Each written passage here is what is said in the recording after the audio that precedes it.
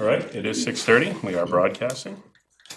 I will call the Monday, April 6th, 2026 Nottingham Select Board meeting call to order, and we will start with the national anthem.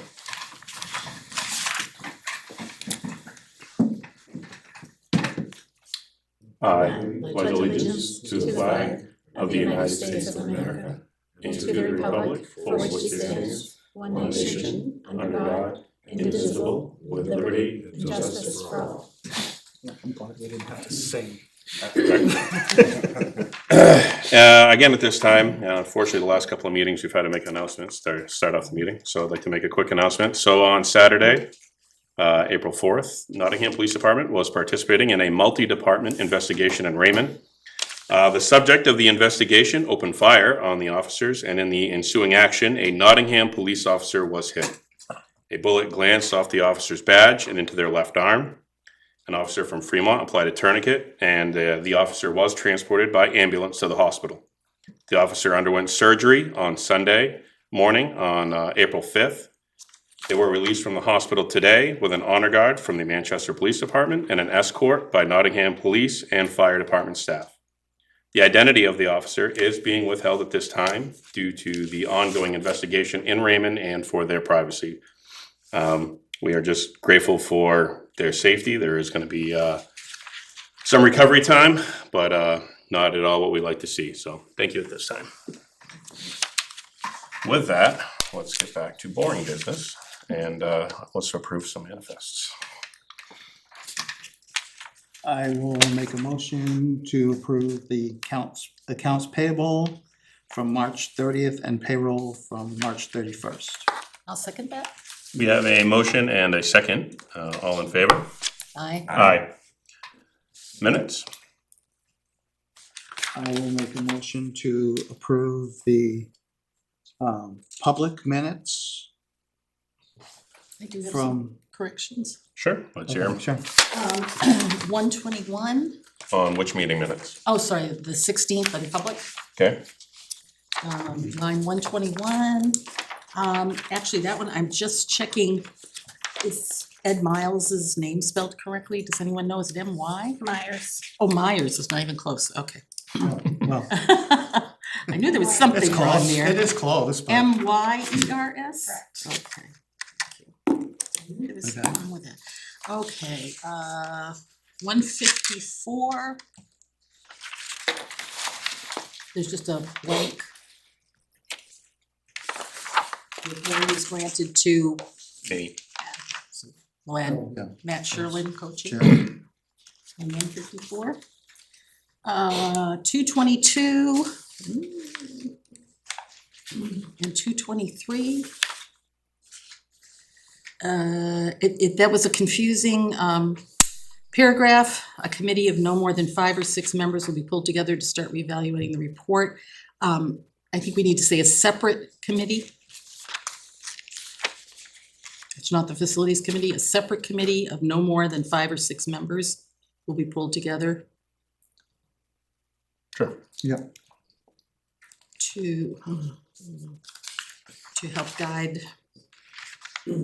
Because they're not the facilities committee, that committee isn't gonna be reevaluating anything. They're going to be, it's a new committee which will be Right, formed yeah, to so they- shepherd the So do you want to just station strike out RFP.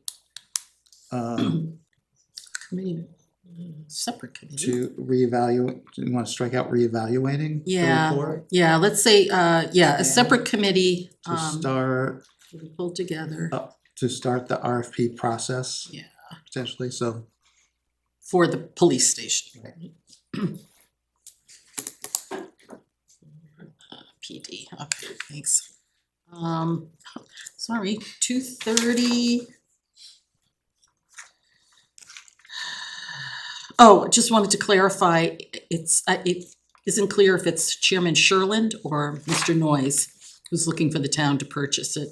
It's landlocked and Mr. Noyes is looking for the town to purchase it on 230. 234, Mary Colvard, not Golvard. It's Mary Colvard. And I'm spelling things, sorry guys. And the last one is on 314.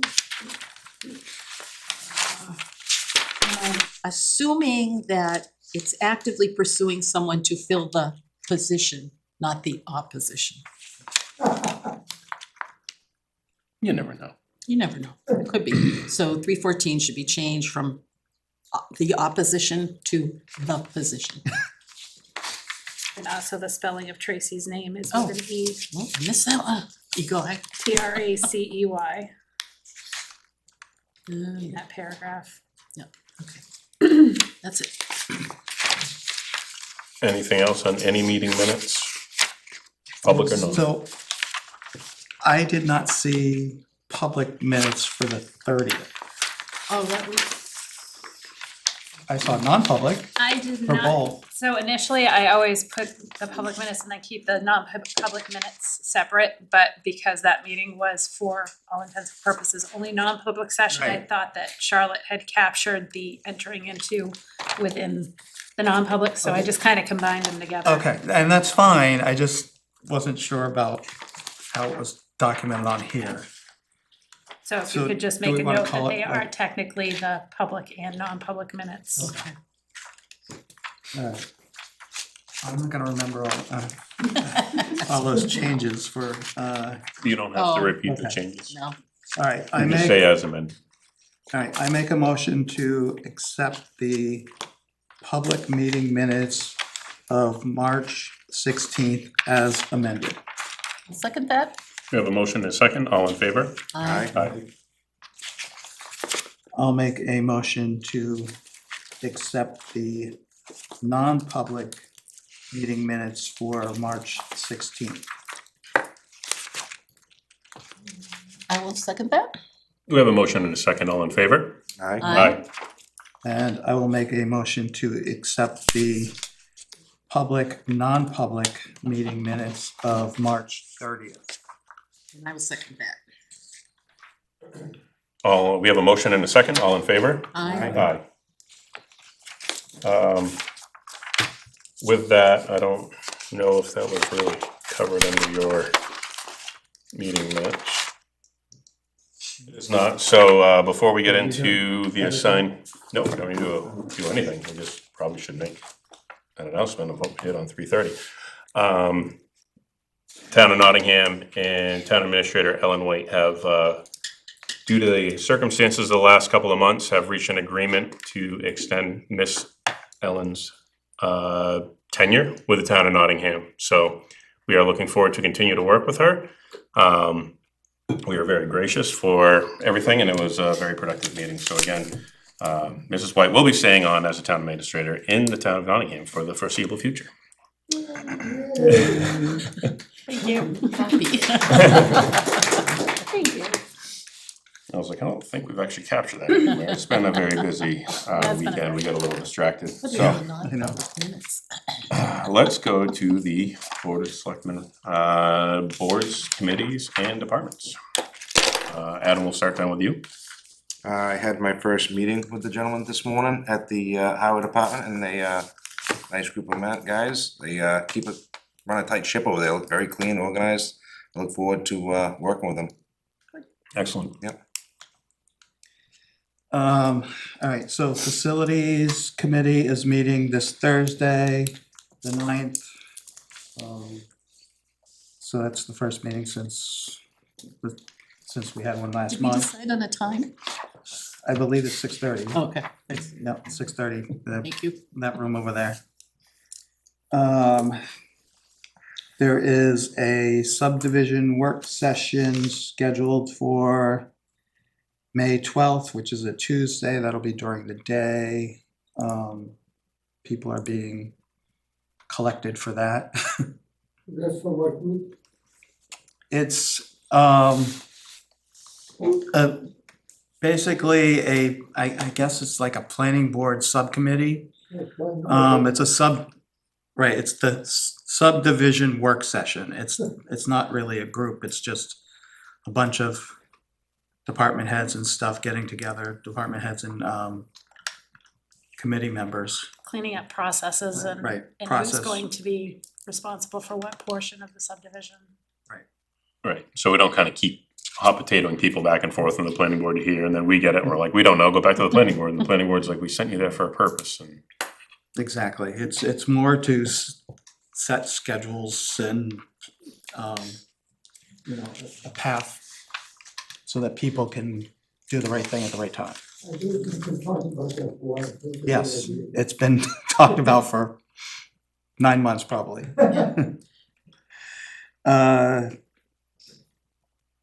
The LEO plan has its first meeting tomorrow. A few of us are participating in that, as well as some other departments. What is that? The LEOP, See, Local Emergency Operations Plan. yeah. Oh, Thank you, Alan. You're welcome. I just write down the acronym. what is it again? Local Emergency Operations Plan. Okay. I checked in at the recycling center when I was there a week ago or whatever. I asked them to, you know, send a list of things that they were looking to improve. One of the things that they were looking for is some light bulbs and stuff. I figured we could probably get them some light bulbs pretty easily. So they did send over a list of some stuff that I'll bring forward to the facilities committee on Thursday. I did reach out to Fawn on Friday. I did get the incident report. I did calls for service. the calls for service report. You know, so there was quite a lot here. I mean,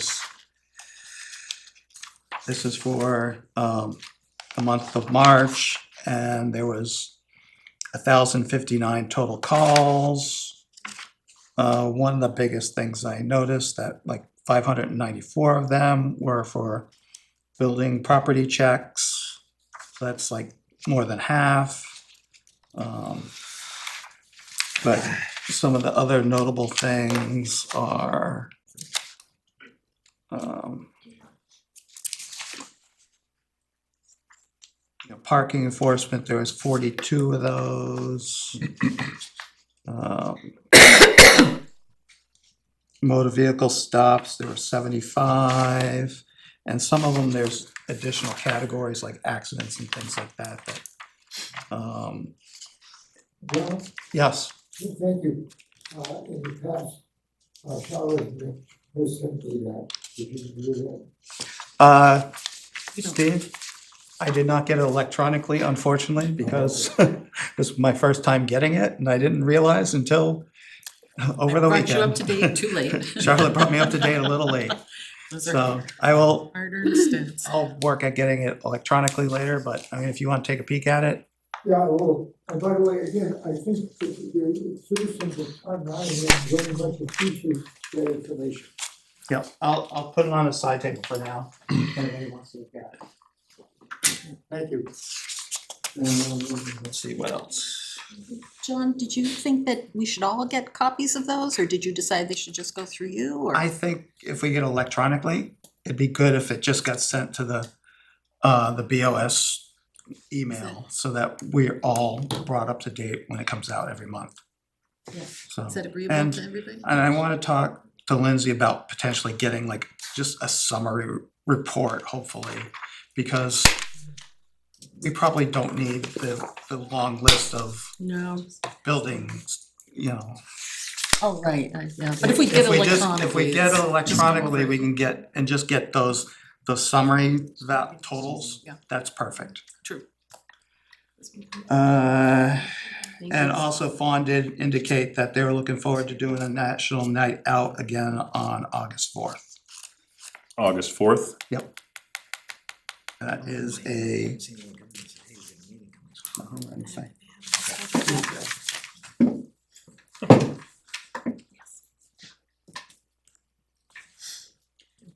great, anything else, John? Thank you for going to the recycling center, John. I had to go, so I figured, Works for me. That's for me. yeah. I don't have a lot to report from the rec department. It seemed like they had a great Easter weekend. I haven't checked in since before. My hours have picked up a little bit, and if anything, I'll have Courtney tell us if there's anything big coming up. But we do need to. It's usually well posted on the Town of Nottingham page. They did get the feedback from during election. There was a youth election that was run in their office, so they're gonna try to run with some of the ideas that the kids came forward to. It's nice seeing what the kids are actually looking forward to. That's all I got with that right now, so. Pretty busy, huh? This year I'm the liaison to the fire department. I was away for 2 weeks this month, so I have not gone in person, but I'm hoping to meet monthly there and that's okay with them. I do know that our fire department answered a call this past week on Flutter Street, and there was a garage fire. It looked pretty good, but everyone was okay. The family was able to get out. I believe all the smoke detectors were working, and there was a young family there, and everybody got out safely and no injuries. They were assisted by other towns as well, so it's been a busy week. They were able to keep the fire to the garage area, so hopefully minimal restructuring to get the people back into their house. Unfortunately, when I talked to Chief, they went right from a quite busy Friday night into Saturday. They were with the large police response back in Raymond. Chief Curry took over command and control of the kind of the health side of the command and control over there, and we had an engine and an ambulance station there, and lots of towns came together to help us cover here while we were covering other places. So Seacoast, New Hampshire pulled together pretty well for a couple of busy nights. Makes you very grateful to have the folks we have. And that's all. My committees haven't met yet, so we're good. My committees You got haven't met nothing. yet, so I have nothing to report. Which committee was that? The Joint Loss Safety Committee, or the Master Plan one, which is coming up, so. With that, we'll try to move to the town administrator report. We got 12 minutes, so. Sure, I can be quick. Just formal announcement, the road ban restricting to 26,000 pounds gross vehicle weight, or what is that, 13 ton, was lifted as of today, so you'll see those signs will be removed from town roads and there's no further restriction. The highway staff thought that the roads were in, I will say, okay-ish enough shape to lift the bans and not prohibit travel. The new grader arrived at Windmill Equipment last week. The highway department staff completed an orientation on it today. Obviously, it's newer technology. Our current grader is a 2007, so there's all kinds of bells and whistles that come with this new unit, and it will be a little bit of a learning curve, but they're excited to get it. Delivery is expected to take place next week, so we will be seeing that in our possession and hopefully on the roads grading as they're starting that process as well. We experienced several equipment breakdowns during the last two storms, most of which were resolved rather quickly. We did have a wiring issue that had derated the newer 2023 10-wheeler that we have. It wasn't able to go over like 15 miles per hour, so we had to have it towed to the dealership. They traced some electrical wiring issues back to switches. So fortunately, it was a minor repair, but it was an expensive one. And that truck was picked up and put back in service today. So as of this time, the only vehicle that is still out of service is the 6-wheeler, which was dealing with some emission issues. Starting tomorrow, there will be a committee of volunteers from multiple town departments as we update the local emergency operations plan. Just for some back history, this was last revised in 2017. The LEOP outlines how a community will prepare for, respond to, and recover from emergencies or disasters. It identifies the roles, responsibilities, functions, and authorities of the departments, agencies, and organizations involved in an emergency response. The plan also establishes a framework for coordination and communication, helping guide decisions and actions to reduce risks, minimize impacts, and restore normal operations as quickly as possible. In addition to serving as an important planning tool for the town, maintaining an updated LEOP may also open the town up for future grant funding opportunities. We've been talking with our representative at Homeland Security and Emergency Management at the state level. There are plenty of grants out there, and it's just a matter of getting this updated. This shows that the town is forthright in thinking, future planning, and I think we've even talked about possibly acquiring a grant to put a generator at the school, which was a pretty high priority need. When do they get a meeting? So that process starts tomorrow. We're thinking it's gonna take at least 4 meetings, approximately 90 minutes each, but we have to have the plan wrapped up by August 16th of this year, I believe. So it is through grant funding that Chief Woodman had acquired through Homeland Security and Emergency Management.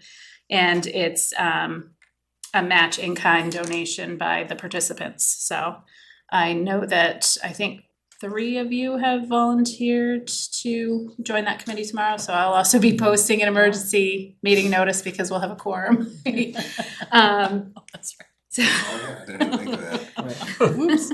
Yeah.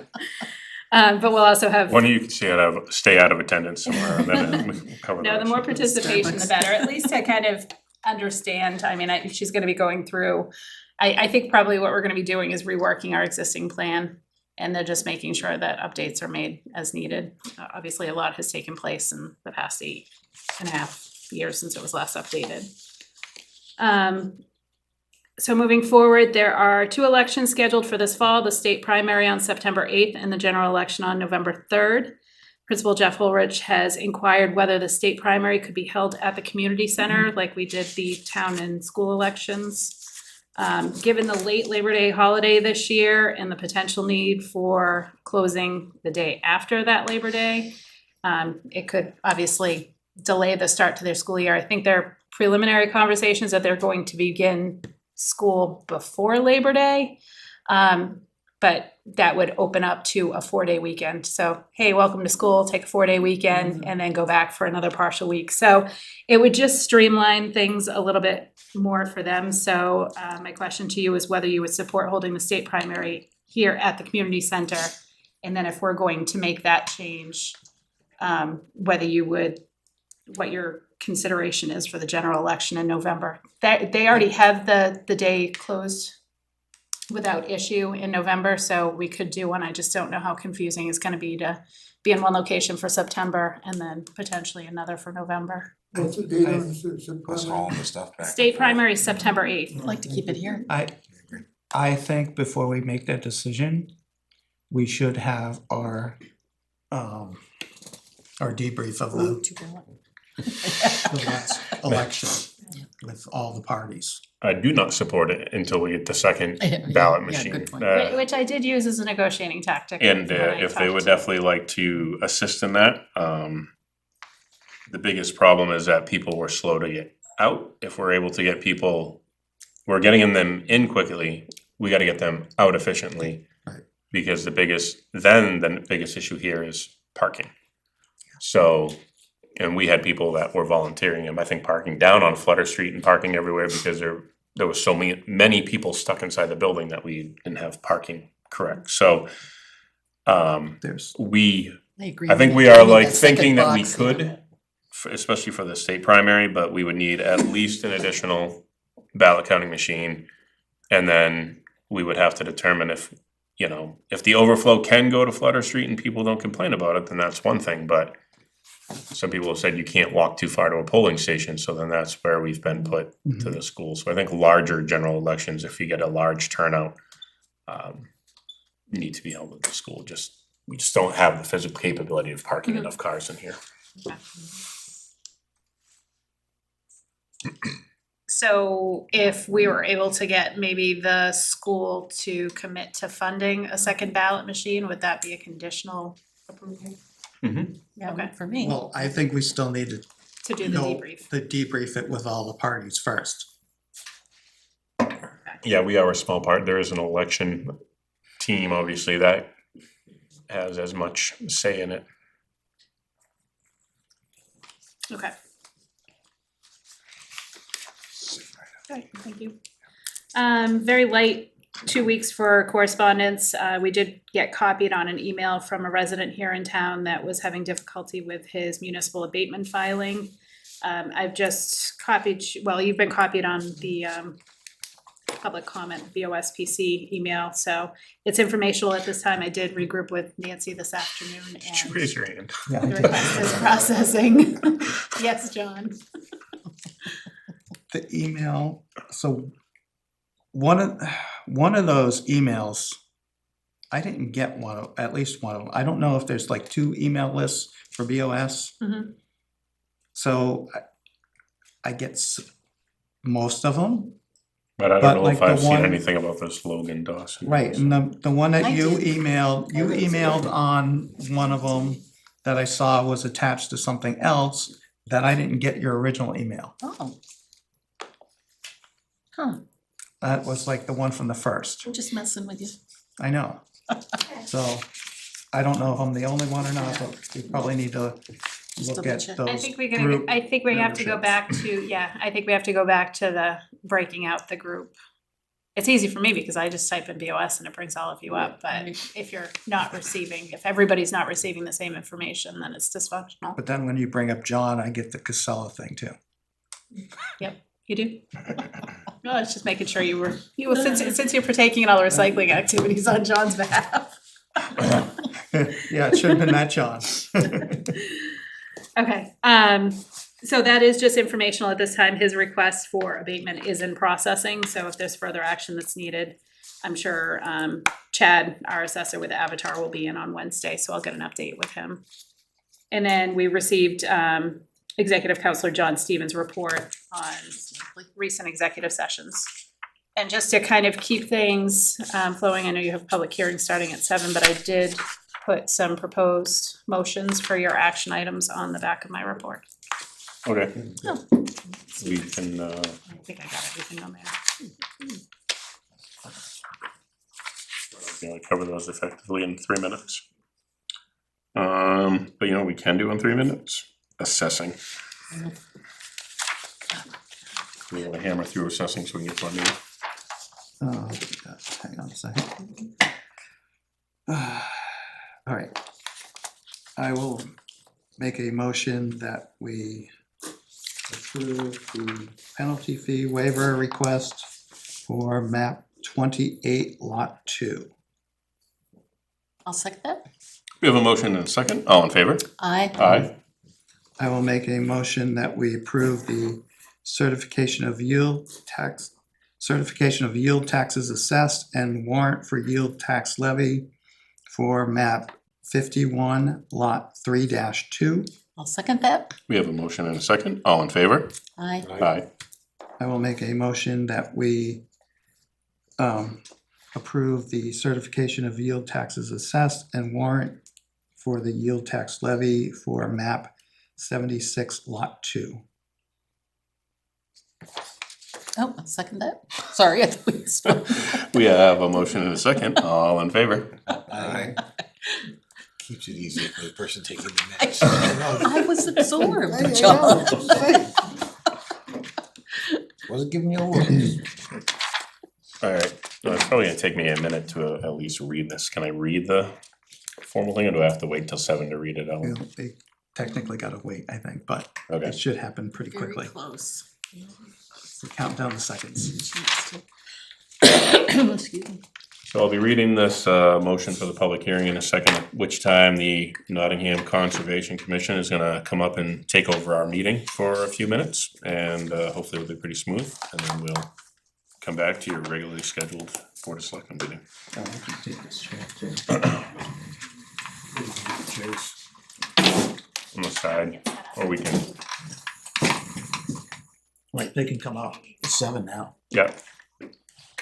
All right, it is 7 o'clock, and pursuant to RSA 36-A:52 and RSA 675:7, the Nottingham Conservation Commission will hold a public hearing in conjunction with the Select Board meeting on Monday, April 6, 2026 at 7 p.m., which is now, in the meeting room at the Nottingham Community Center, 139 Sage Road, Nottingham. The purpose of this hearing is to consider the expenditure of up to $410,000 from the Conservation Fund for the acquisition of 4 parcels of land totaling approximately 104.75 acres located on Old Guile Road, identified as tax map 38, lot 34 for 3.4 acres, tax map 38, lot 36 for 24 acres, tax map 38, lot 38 for 73.8 acres and tax map 38 lot 40 for 3.55 acres. These parcels are located behind the community center and extend from the North River area behind Camelot Court northward. The Conservation Commission recognized the long-term value of this property, including its potential use as a future town forest and for conservation purposes. With that, I turn over the meeting to the chair of the Conservation Commission. Good morning, good evening, Chair. There we go. My name is Sam Demeritt, I chair the Conservation Commission. You've read that stuff over pretty much, so I guess I don't have to cover that. Next to me is Dr. Cheryl Smith, who is the vice chair of the commission. Next to her is Deb Kimball, who is a former vice chair of the commission. And to my left is Dr. Drew Stevens, who is also on the commission, so we have a quorum.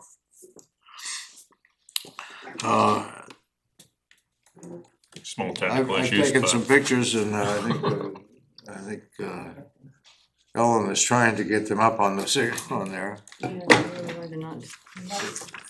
If you have troubles, I have the memory card in my camera here, so. Show them on her computer. Charlotte, a PowerPoint. Yeah. Can you share it? Can you email it to me real quick and I can, I can. I must wonder if it's a I don't- compatibility I don't know if issue. that's gonna, if it's gonna be able to email to you that quick, that is pretty large. And what about this plug? I don't have a flash drive with me. I'm having a little trouble with my voice today, so Dr. Smith will be running the rest of the public hearing. Try it from the same. instead of- What do you mean? Yeah, cause I just used Try this it from Thursday with the where it same was. connectors and, you know, some other teaching thing that I did, so. We'll see.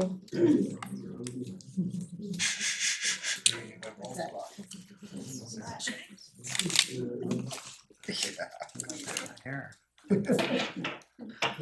Does it just have to hit the input button? Check the external or stick another input? Okay,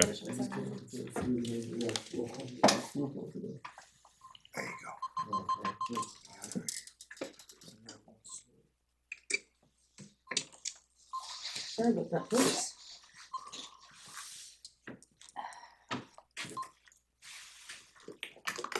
You could stand up here and. Sorry, I thought you were saying you were standing behind me.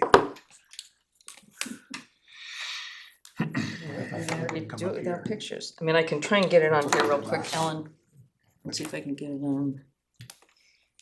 We've got a lot of packing to do. It's going with an They extended could have squeezed in. screen, so it's sending it someplace, but I don't know why it's not.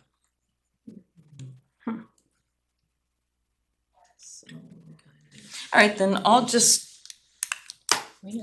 have to go without the photos unless you want me to try and get it We on will, here and get it to you. if we can too, we can just put a PowerPoint later on the town website for, Yep, we can do that. Do you want to try and copy it to that flash drive if that's quicker than email? It shouldn't take very long. No, it's, believe me, I do lots of presentations.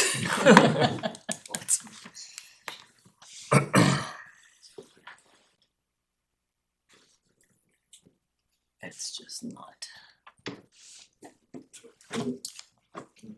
I also like to mention, we have the vice chair of the Trails Committee, Tom Hyde, in our presence, along with members Meredith Howard and Sandra Jones. And who else is here? Carrie Fife. So- Yeah, I'm just gonna have to, everything's all, it's acting like I'm connected to the projector, so I don't know why it's doing what it's doing, but I'm gonna disconnect from this. Is the TV set to the right input? Just gonna see if it's gonna work on mine. Alright, what I'll do, and of course now you folks won't be able to see this, so if I stood over there, maybe everybody could see it. There is a handout up front, folks, that has information, it's a summarization of this property. That's what we're trying to do. So if you would wanna grab one of those, I think Ellen made about, I don't know, 20 of them or so. That's what she did. It's called the Noise Property Evaluation Sheet. Do you need to set on the TV? Alright, I'm just gonna stand over Wait, here. wait, it's coming. Something's I'll happening, Cheryl. hold this up and maybe the board can actually look at it too and we'll see how we go from there. So, And I'm one of the people that. I'll wait till folks get a copy of these.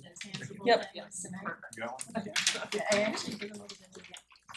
So this property, as the select board chair just mentioned, is pretty much behind the property here, for the town hall.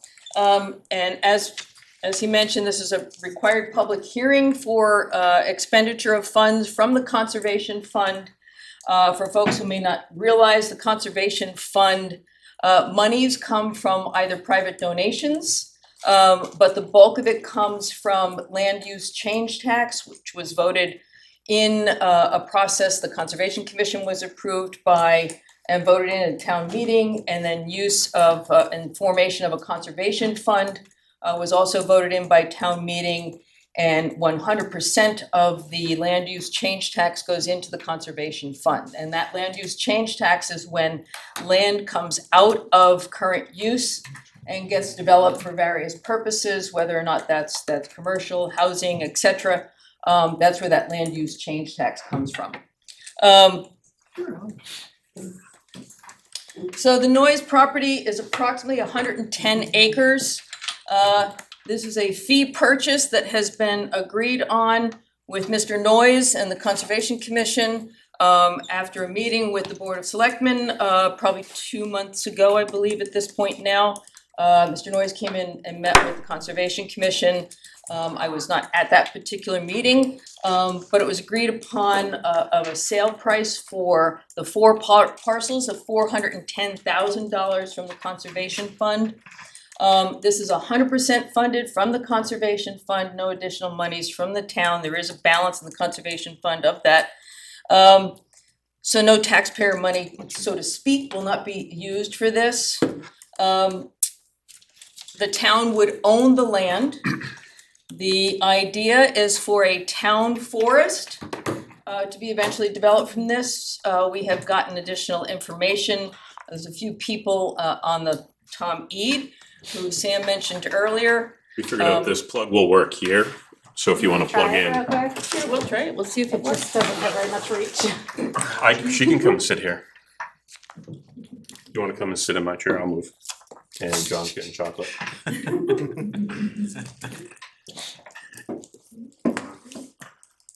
Something happened.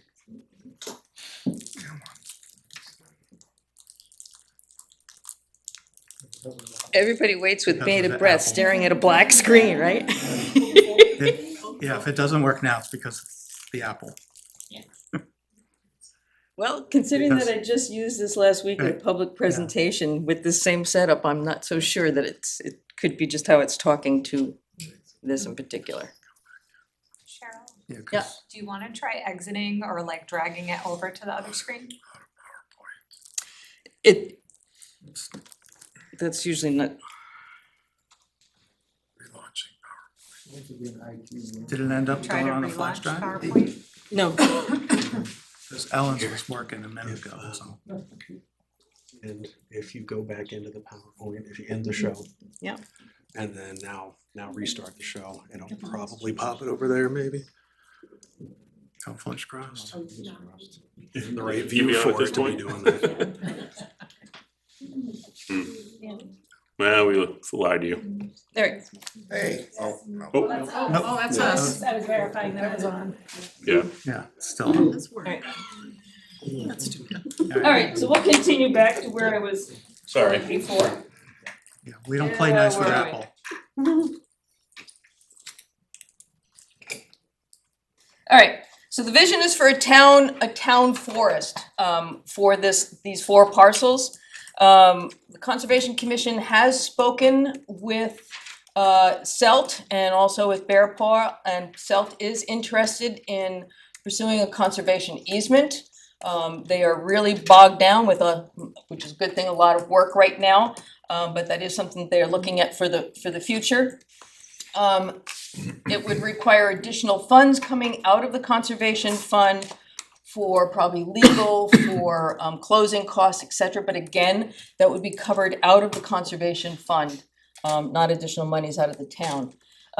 This just gives you an idea of, well, it's hard for you to see, but there is a little red area here that outlines these parcels. There's another map here that outlines a little bit better, and what this is showing is that they are wetlands. There are some wetlands on the property by the National Wetlands Survey. Here's a little bit better if you can see this, where I outlined it in black. A little bit harder to see if it's outlined in red for those who might have colorblind. So there are some features in this which are outlined on that handout, but I summarized a few of them here in the New Hampshire Wildlife Action Plan. 2.6 acres of this property are ranked as the highest habitat for wildlife. 44.8 acres are ranked as the highest ranked in biological area. That's a comparison of like areas with biological features. So again, 44 acres of that are ranked in the highest biological area. And there are 58 acres that are considered supporting landscape critical for wildlife, also in these combined 4 parcels. It's got 1,885.3 feet of frontage on the North River. 62.5 acres are within the Camelot Court WHPA, which is the wellhead protection area for Camelot Court's water source. 100% of the property is within the DES high priority water supply land conservation priority, meaning that DES is looking at land in terms of water, public water supply. So 100% of this property is considered, it's also an aquifer area. 76.9 acres are within the corridor of a designated river. The North River is a designated river, part of the Lamprey River designation for a significant river in the state. And there's 4.2 acres of the National Wetland Inventory wetlands on the property as well. A couple pictures here looking at the river itself, more river. Trails on this property have been widely used and heavily used for many years by residents year-round. Cross-country skiing, snowshoeing, hiking, dog walking, etc. One of our members has been out there numerous times, and Deb will add a little bit more about her opinion of the property. The trail along the river has provided access for fishing and just enjoying the river for years. Let's see what else I've got here. A couple other pictures of the property. The trails are heavily used, so they're well marked. And that's all that I have in particular on this. What was the other thing I was going to say? So sometimes folks ask, what is when we put land into conservation, are we losing funds coming into the town for a tax basis? Right now, 2 of the parcels are not, they're not 2 acres, so therefore they're not considered large enough parcels to be in current use. So they're currently taxed as a residential value parcel. 2 of the other parcels are in current use. The total assessed value of these parcels in the last assessment, according to the tax cards for these parcels, is $38,346. So 2 of the parcels, or the largest amount of land, is taxed at current use rate, and the other is would be taxed at residential rate. I don't have those exact tax incomes, but it's fairly minimal. And I think that's pretty much all the information that I had. I think Deb might have some other information about walking land as often as she has, and yeah, I just want to add that it is a beautiful property. It's nice in that, like in the winter, you can just park in the town lot. You don't have to provide any extra parking. It's easy access. So the Old Guile Road it's been a lovely trail used by lots of people. And one of the things it was logged, I think maybe probably over 10 years ago, by Mr. Noyes, who is a forester. And I had learned that he actually got some awards in the 70s and 80s through his forestry work. I also learned that Drew had shared some information with me that actually we have a Kimball family easement, no relation to me. It's one of our easements in town, and back in the 70s, Mr. Noyes helped Roland Kimball. This was well before it was put into an easement in the town, but Roland Kimball they established the Roland Kimball Family Forest, and Mr. Noyes helped with that project. So that was back in the 70s. So Mr. Noyes is, I think he probably loved his land and knew how to manage his land. It is a beautiful property. There's a wonderful hill, a nice wide trail that goes up to the hill.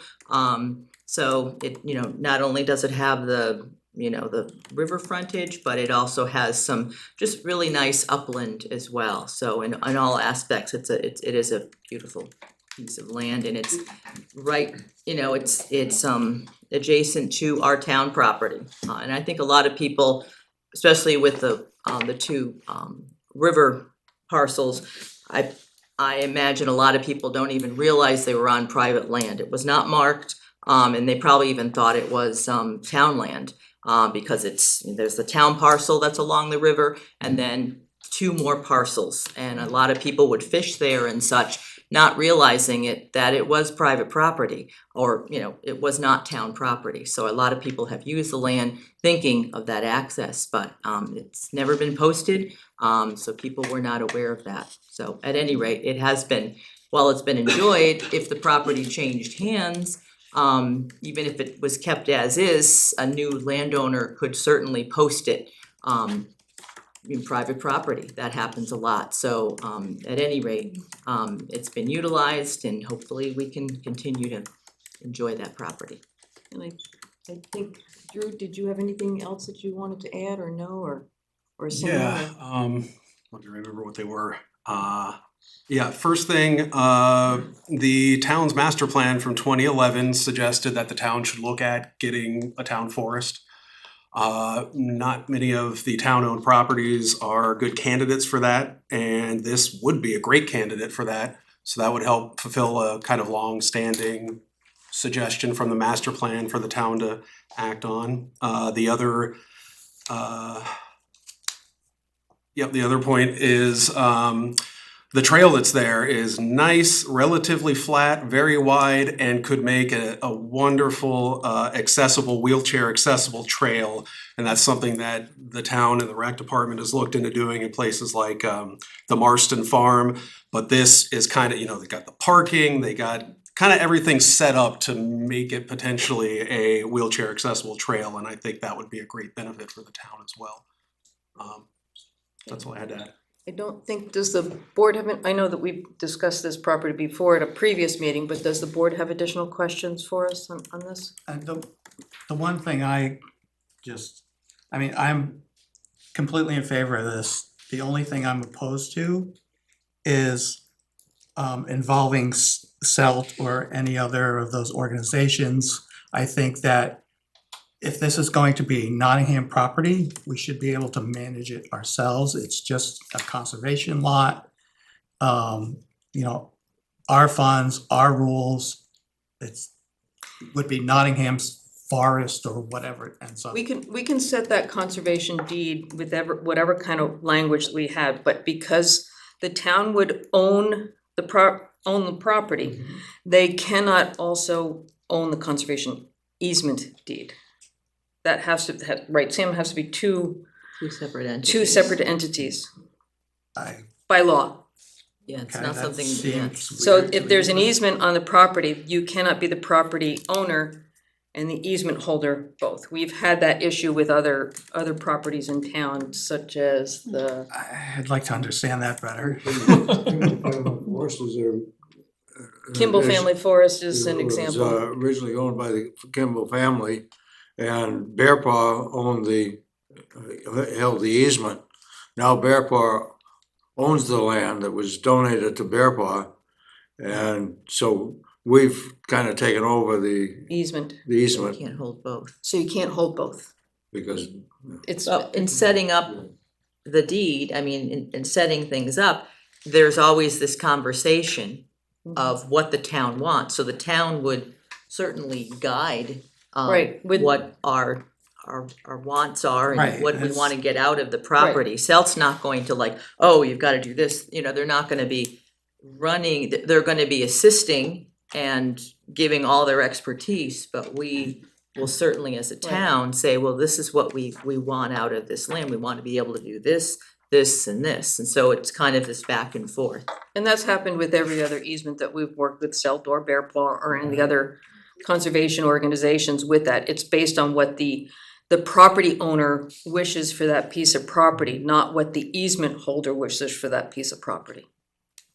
Yeah, I just wanna make sure that the town maintains all the rules basically, and I didn't wanna spend extra money to pay some other organization to just manage it, you know? So conservation easement on it also wouldn't preclude the establishment of a town forest. We could still do that even with the conservation yeah. easement. And that would bring in money for the town as well, right? Forestry activities on a town forest. It could, yes. there is a possibility that where there's frontage on the North River, that an organization like the Lamprey River Advisory Committee could contribute to the cost of the easement. I mean, that's protecting their water going into the Great Bay. Do we know what RSA talks about that? Specifically, not offhand, but I can get that information for you. And John, I've recently completed an inventory of all the conserved properties in Nottingham, including who the fee owners, and sometimes there are multiple, well, usually there's one conservation easement holder, but there can be multiple executive interest holders as well. And I have all that information in a spreadsheet that I can send to the select board as well for you all to understand. And each one of them has a different fee owner than the conservation easement owner.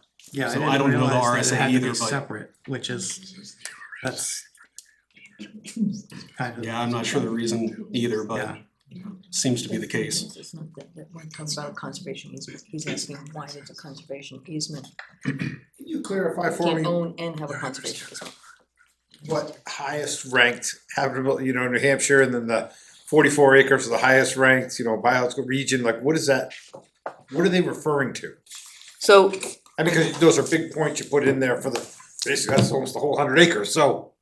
Like, Yeah. what makes it so, for people to understand, when you put this listing on it, what does that listing really mean to the normal person that doesn't know? give me 1 second, and I will tell you It's specifically. established by Fish and Game, right, Mm-hmm. they rank habitats throughout the state.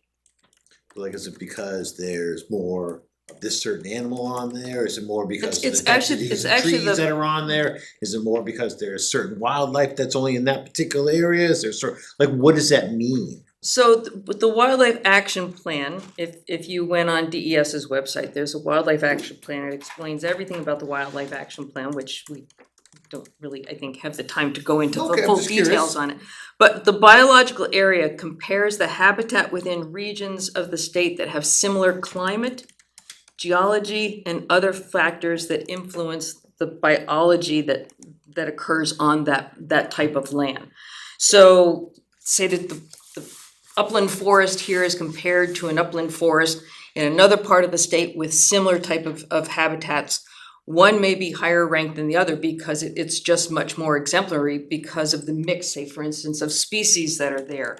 The mix of species and potential or seed sources that may support wildlife. Is there some wetlands there that then provide water? Is that breeding ground for other animals, et cetera? So that's how they're making those comparisons. So it's not a dirt lot. Right. It's not paved. Right, okay. No, I just thought people would like to know, since you brought it, what that actually means. And why you it's- can, Why it's important to put it in conservation, to preserve it. That's what we're basically doing by buying it. right, and a lot of them, one of the other things is that it's also close to a very large unfragmented block. So that's another thing that makes this sort of an exemplary piece of property. Other things from the board? With it being a public hearing, you Right, have to open it up for and public now- comment. Public comment? I guess, I'm naive, what do you get from an easement versus owning it? So if the town owns this, and there is not an easement on it to protect the land from future development, at some point in time, the town may decide that they're just going to put a bunch of roads back there and put 60 houses on it. That's a number I drew out of my head, I don't know, subdivided, et cetera, but there aren't a lot of wetlands, so therefore, there aren't a lot of wetlands that inhibit how things can be divided up. Some other, if everybody from this board disappears and another board comes in, they may just decide that they don't want this anymore and they could sell it off to a developer, et cetera. Somebody could come in and then decide that they're gonna do a clear cut on that piece of property and harvest pretty much everything off of it. So a conservation easement, depending upon what the town wishes to do with that, as far as land protection, is what an easement accomplishes. Thank you, I did not know that. Mhm. Good night. You could do selective cause. Yep. You can still do forestry, et cetera, on an easement, as long as that's something that the landowner wishes to do. So other questions? Yes, Couple, you, and could you state your name, please? my name is Chris Evans. Mhm. On your planning board and master plan Yep, committee and a yes. resident and a real estate broker, all of the above. It's just so people at Check. home can hear.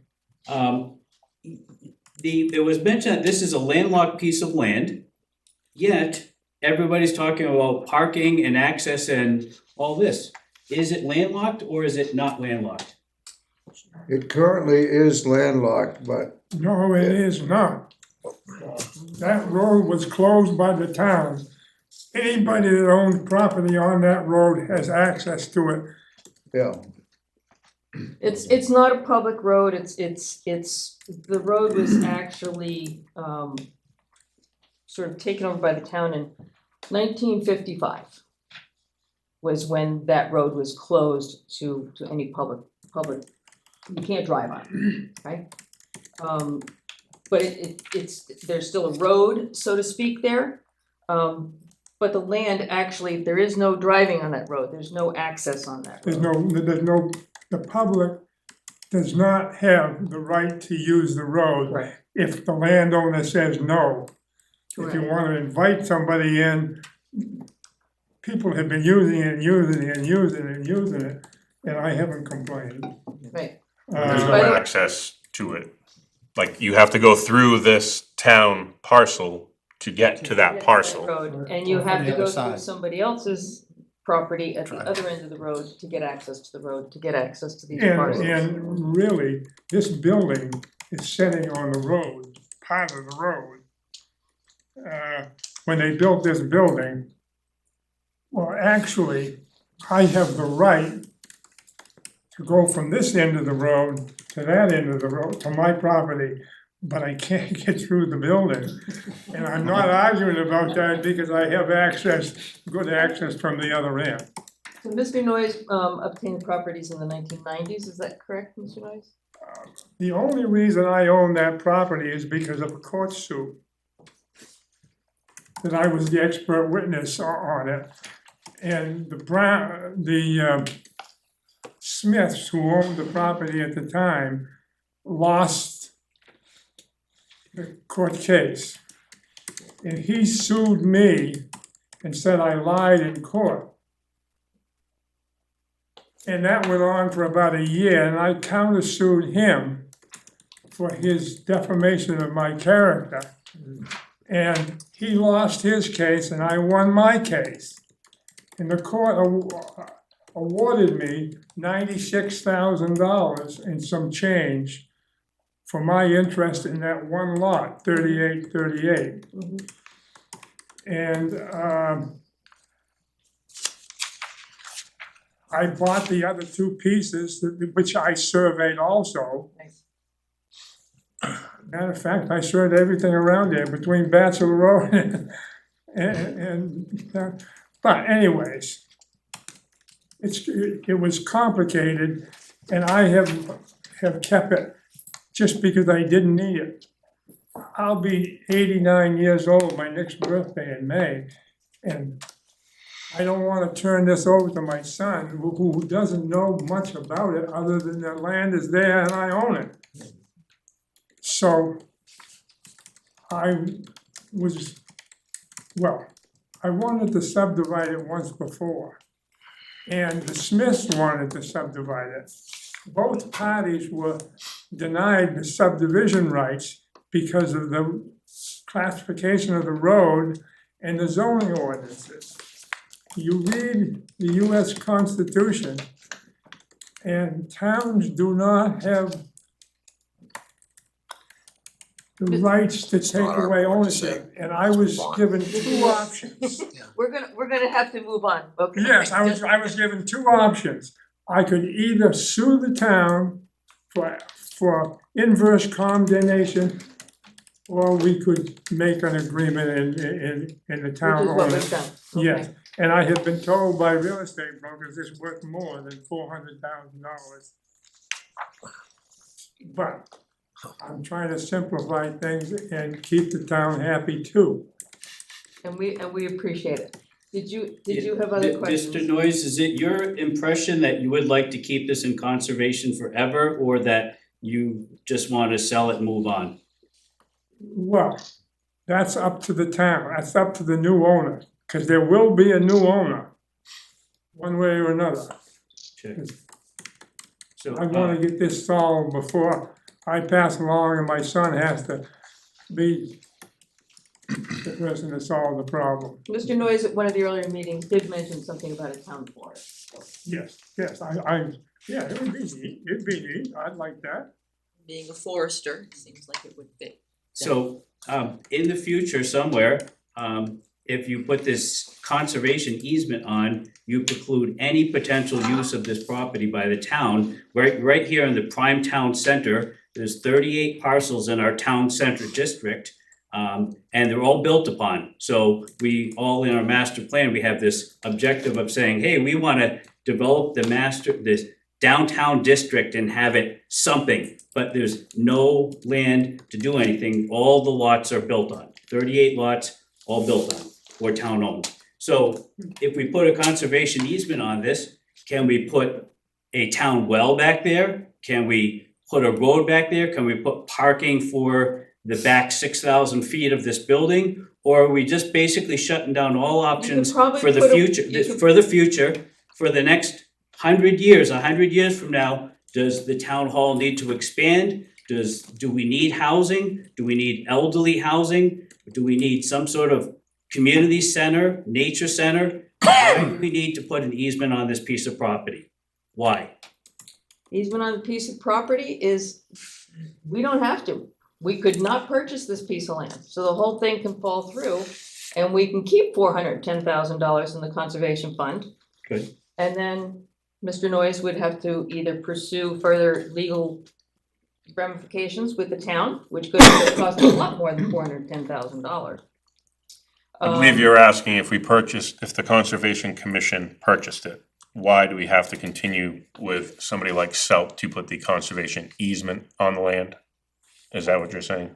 I am asking that because there are additional costs to that, of course. I noted that on Round Pond, that there was a $2,100 match to a very large grant on state's land back there, and which turned into $76,000. I've noted that in the Conservation Commission, there's very little public transparent information, but it looks like the Conservation Commission has spent about $1 million or $600,000 over the last couple of years. And it's just curious on how much more they're gonna put into this. There's no disclosure about how much this parking's gonna cost, how much the road access will cost, how much it will cost to obtain easements from the adjacent property owners. What can be the future uses of this property? From the adjacent property owners. Old Gal Road, do they own to the center line of the road? Do you have access over that piece of land? There's, It's a Legal access. discontinued road. it's a discontinued road. There's access right to the riverfront on the two parcels that are right to the riverfront. And So why this would- couldn't a person put one, it's 100 acres, put one single house there? One house, we need, one house will pay $10,000 a year instead of the town spending 400, 10,000 and getting zero taxes. Why couldn't we have one house or two houses or something there? It's 110 acres. Is any part of this But it's land usable? landlocked, it's landlocked, so you're not gonna get a house back It's- there. It's landlocked and it's not landlocked. Which one is it? Can't be both. Right now, the road's discontinued. He has brought up that it was inverse condemnation back in the 50s before he owned the land. But there is no open access to the land right now. It would be messy for somebody. I don't even know how the planning board would take it. And then if you move down into the structure of the land behind it, I mean, you're saying, well, are we gonna use it for the town, or are we gonna turn around and put a house on there?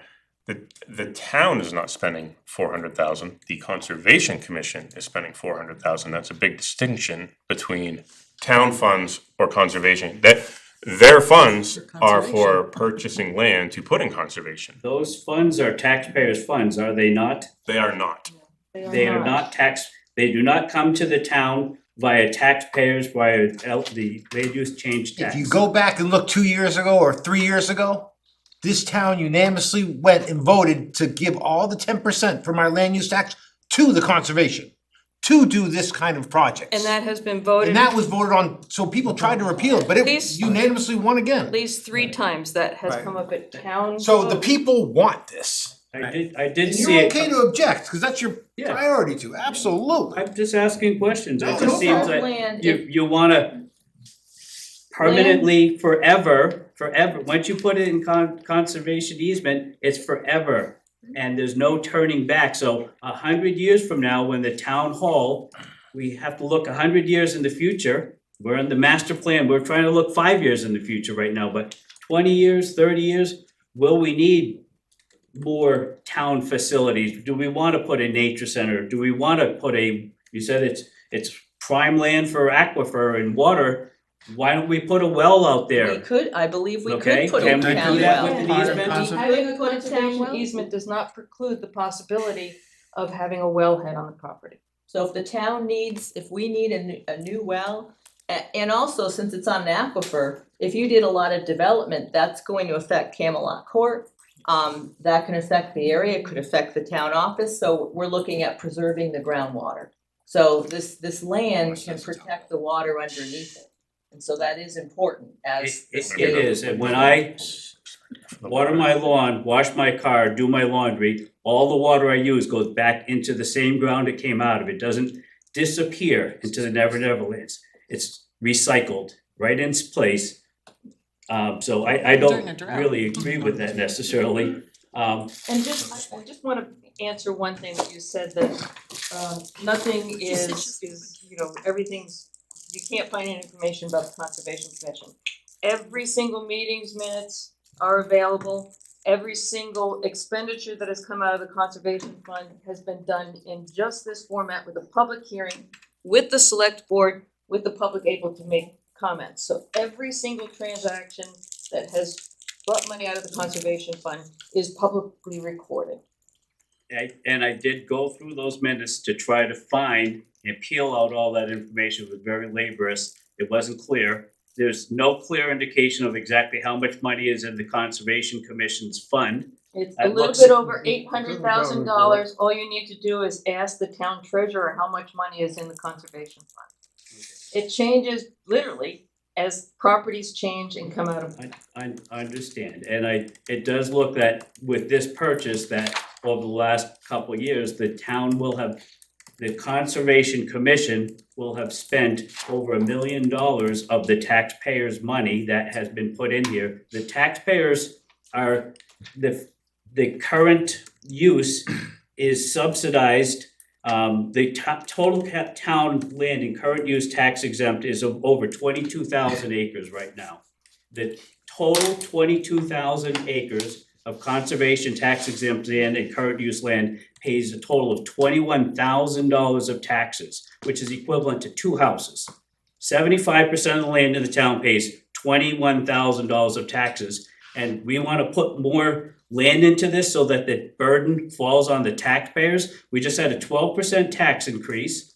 We need to balance a little bit and think sensibly for the town future and for the town growth. And putting an easement on this permanently, I think is a bad idea because it precludes all future potential uses for this land. Okay. If you ever look at an easement, a conservation easement, they go forever. You can't get rid of them, In perpetuity, that's. perpetuity, In so perpetuity is what is. it So would I'm be gonna keep, do you have additional things? You've already made that point, but we need to keep moving and allow other people to The have. taxpayers voted to put this, to have this commission conserve land, so the taxpayers who are paying this money have voted, and this is what they want the commission to do, is conserve land, and that's why they're having the hearing. And conserving land is very important, I agree, but permanently committing this land to never, ever, ever be used when it's a town asset just seems foolish and lacking foresight for our future. And that's all. There's, in our master plan, Drew cited the master plan having, wanting a town forest. There's a town forest right over on McCrillis Road, it's 60 acres. I've never seen a person there. There's not a town No, forest. it's not a town Well, it's a forest. forest. State forest. General It Bartlett is a Forest, forest. I own property next to it, it's 60 acres, I've never seen a person there. That is Never. not a town forest though, so that's not the point. But the point on the towns in the master plan is we do have a town center district that's outlined in our 2011 master plan that says, you know, we wanna expand our town center and do things, and this is the last prime spot that's out there to do this. So I just think, But there's no like road frontage. What business are you gonna put in there that somebody could drive to? It's not gonna be like you're gonna take a right through the ball fields to go we to have the store. 6,000 feet behind this building that's sitting there vacant, doing nothing. It's being wasted.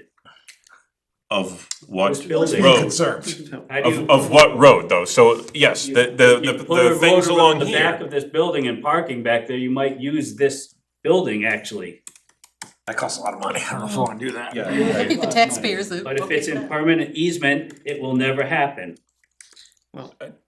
Nobody would, I mean, you're kind of speaking both. They're like definitely, if we're gonna build stuff, if you wanna build commercial to have low impact tax, that's gonna be along Route 4. If you wanna build up the town center, then we would have to wait for potentially parcels to come up where we have a decrepit building. We have spots right along 152 and the 156 that nobody is running out the door to build onto the old fire station or the old other buildings that we have just sitting here across from the library. We own the brown parking, the dirt parking lot that's not owned by the library. We're kind of letting the library use it. Again, I don't see anybody running out there to build a new building right now. Like, so unless you have a grand scheme of how multiple buildings would be built to revitalize our town center, there are spots to be used. I don't understand why you would use valuable habitat along a river that would be valuable as a town forest here.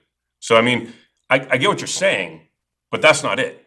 And if we want to do it over here, we can. But we gotta look at the parcels and nobody's looking to do anything with it. I mean, if we wanted to build something, I'm sure we could move the garage that's sitting on Flutter Street to somewhere else and put another nice facility over there. There's plenty of things we could do, but saying, let's not conserve the land that if we don't buy it at 410,000, he probably would sell for more, and then we're looking at, yeah, okay, 30 houses, we don't need 30 houses here. There's plenty of other spots we can look at putting houses in this area. So right now, the town has 60 parking spots allowed, owned by the town. So if we put a town parking or a town forest or anything like that, like somebody mentioned, it's easy to park, it's plowed, it's maintained. So then they can walk, or their kids could sit here and play, and then they could pretend to go on a hike, and then they get eaten by bugs, so they come back and play, and then they go fishing. And it's an area where the town and community can thrive. I mean, we just got murals put on the back, so we're trying to make this a nice area and bring in that nature aspect, not be like, and by the way, here's a General Dollar. Like that, I don't understand what you really want there to make the community thrive. That's not it.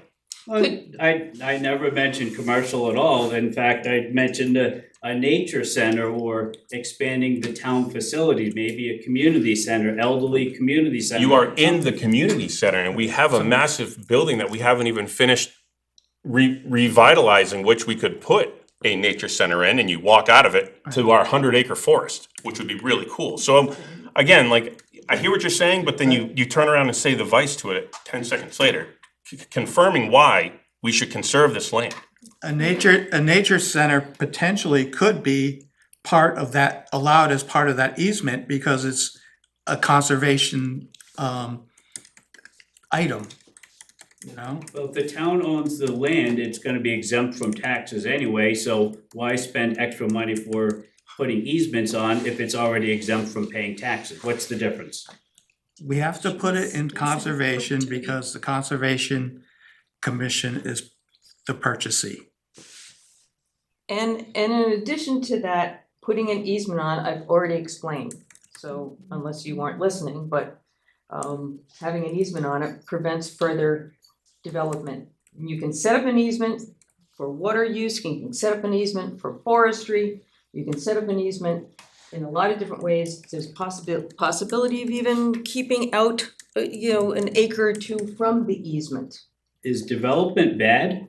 I mean, we have people that, you live in a house, you live on a piece of land, do you ruin your land? So we're getting off the point here. limiting this discussion to one person here, so unless there's something different that you have to say, then we need to let other people talk. But if you would research a little bit on dollars and cents of open space, it costs, and some of the data is out, it costs well over $1, $1.60 or something like that, for developed land that is in residential use versus less than $1, somewhere around 50 cents in services that are required. So for every house that is developed requires fire, rescue, school, etc. For land that is open space, you don't require those kinds of services. So that's Fire station will still be present, the police station will still be present, the They are roads will present, still but be they're not plowed, going to that whether it's in land. conservation or not. okay, we're other folks. Mark. Real quick, highest ranked habitat, there's only 11% of New Hampshire that has highest ranked habitat. It means it's likely to provide important habitat for wider variety of wildlife, including endangered species. The North River is the most valuable water resource in the town, and protecting linear feet of it creates corridors. It's a super high value wildlife corridor in addition to other things. Every easement can have reserved rights of what you can do on the property and limitations to rights, what you can't do. So the town can negotiate what they want to do, including reserving an area for a nature center or whatever else they want to do. But it just happens to be along a really high value wetland resource. And of course they can reserve the right for water, which we're gonna need down the road. That is gonna be a resource that we all need. So I think this makes a whole lot of sense. Thank you for what you're doing. Steve Waldo, I live on South Summer. I can tell you right now, I see a lot of deer coming along that river. My own land, 2,000 feet of the frontage. I look where they go in the winter, they cut right along that river. If you look at a map of this area of the state, there's a big blank spot where there's no conserved lands.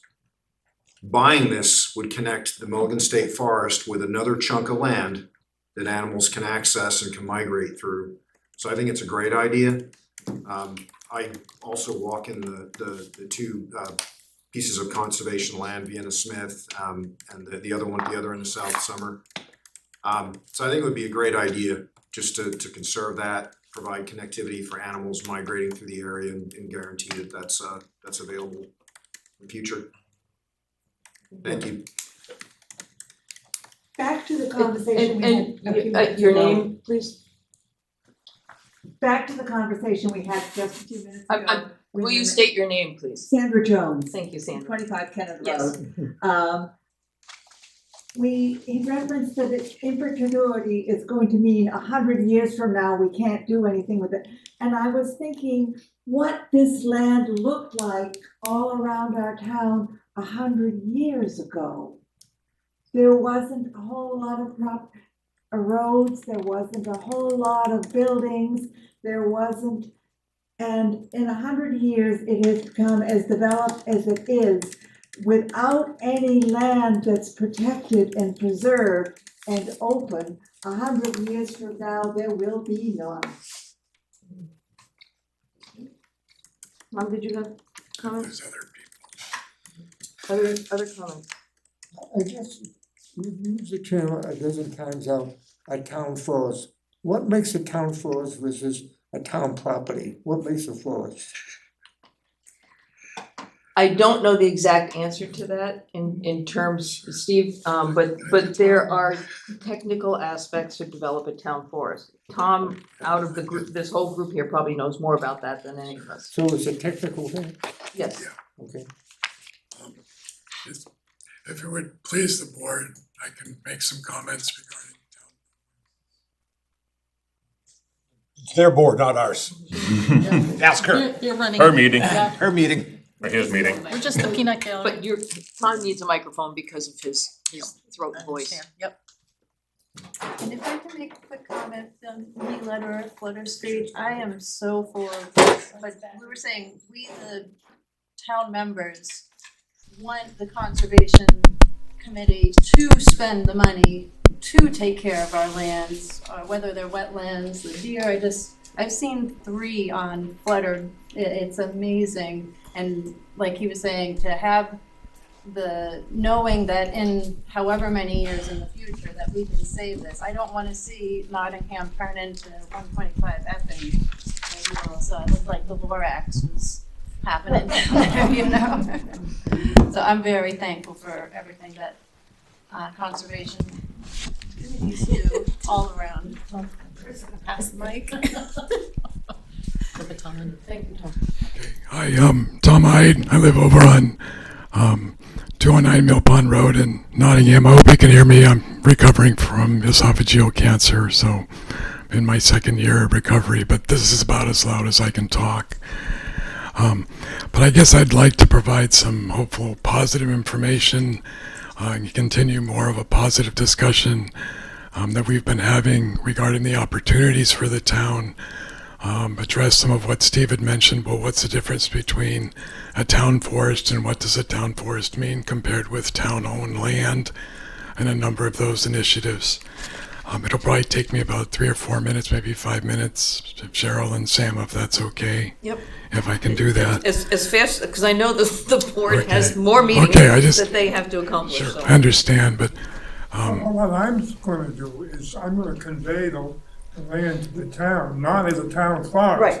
Right. That's gonna be something that you That's do. correct. Yeah. There's not gonna be any restrictions on the deed. Correct. Right. Everybody's aware of that. Oh, okay, I just wanted to make sure that was clear.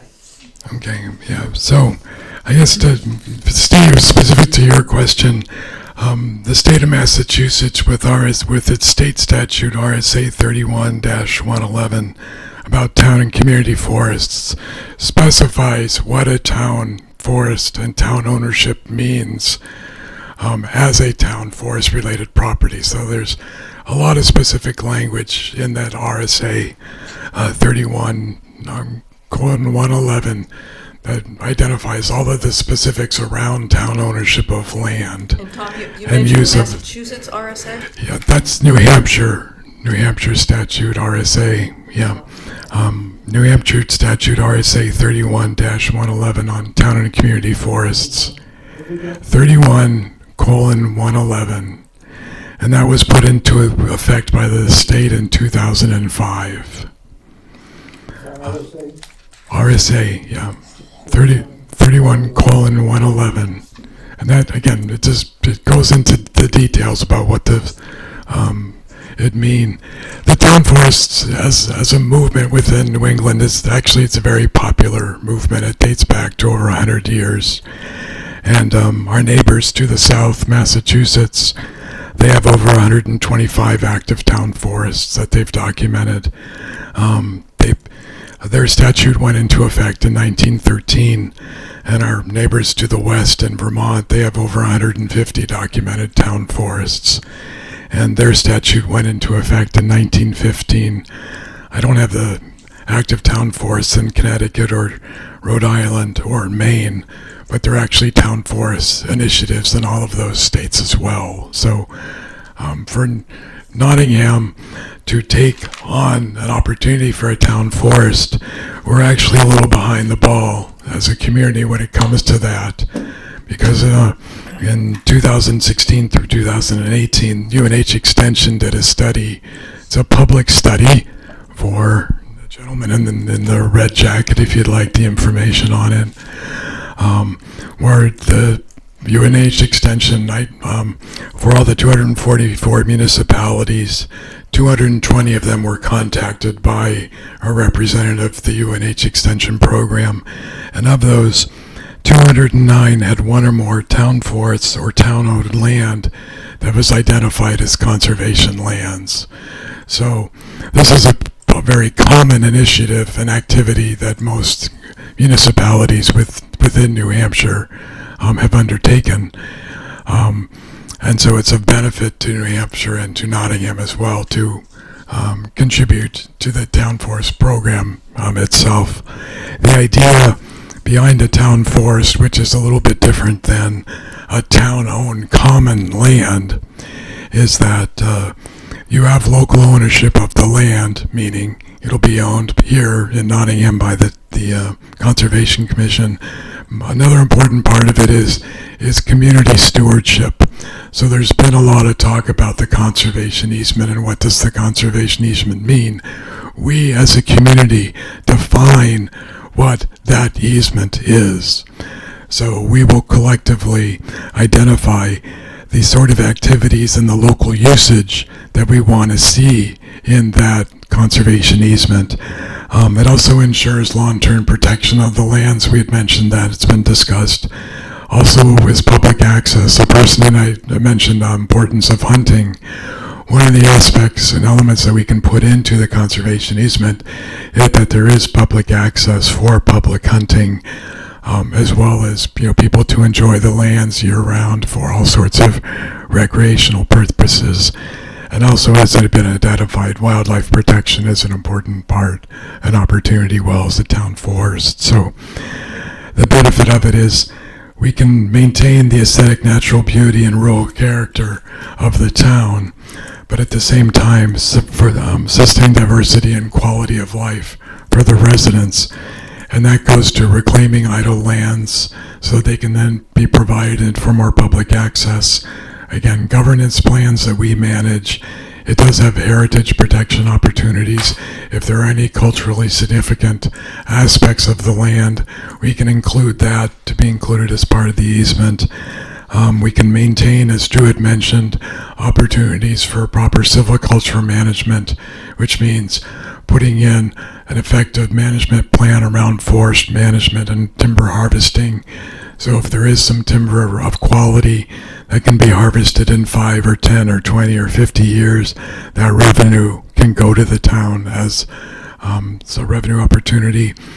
Water quality and water storage has also been mentioned, which is an important aspect of this, as well as there can be potential for some potential jobs and revenues for the town as well. So there are a lot of additional benefits that are available to the town that I think we can benefit from and we can put in place. I can describe those as well, but if the town does want to move forward with the Town Forest Initiative, the town of Vermont has what's called the Vermont Town Forest Stewardship Guide.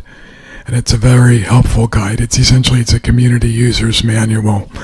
And it's in a 90-plus page document that goes through how to establish a town forest, how to implement proper management practices, how to maintain that town forest, and what are the steps and costs and relative opportunities for creating a town forest. So I think what the Conservation Commission and the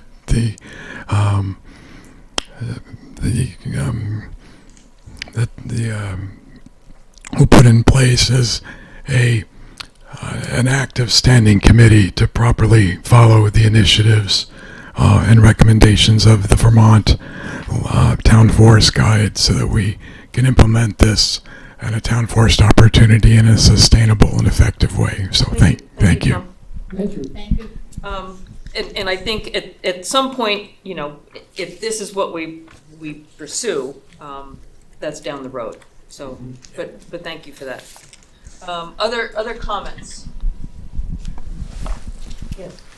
Chris Doyle, Stevens Hill Road, I guess I just am agreeing with just about everything that was said, and I think that, you know, putting this into conservation, this land is going to support biodiversity, which is, in my opinion, the most important thing we can do in terms of the future and thinking of 100 years from now. I would love to see a nice town center with a cafe, or whatever, and I think we can probably work towards that happening, but not at the expense of having open land that is so important, especially along the river. Thank you. And I just wanted to make one little correction on something that Tom had said. He said the Conservation Commission would own the land. Conservation Commission does not own any land. I want to make a couple of comments in terms of the description that was given by the chairman, in terms of the acreage. Four plans were given to the town, and 3838 is actually 81 acres. I think that lines up more with what she said. I don't know where the numbers came from. I just. Okay. Yeah, I've seen everything from 100 to like 112 total for what we're looking at here. It's approximately And- 112 acres. In the deed that I will be giving to the town, will recite the plans so that all that evidence will come into the deed. Right. One thing I need to know from the town is how they want the town, a municipality in the town of Rockingham and so forth, and I'll talk with. And I think that's beyond the scope of this public hearing right now. Yeah, okay. That's future things when we get to legal and all that kind of stuff. But for the purpose of this hearing, that's more detail than we need right now, Mr. Rice. Thank you. Is there any further discussion? There's no further discussion from the public, then I will close the public hearing and turn that back over to the select board for further discussion. And then, is there any further discussion from the select board? The time is at 8:03 for the closing of the conservation. Any other further discussion before we take up a vote? Okay, somebody, hell, I made this motion.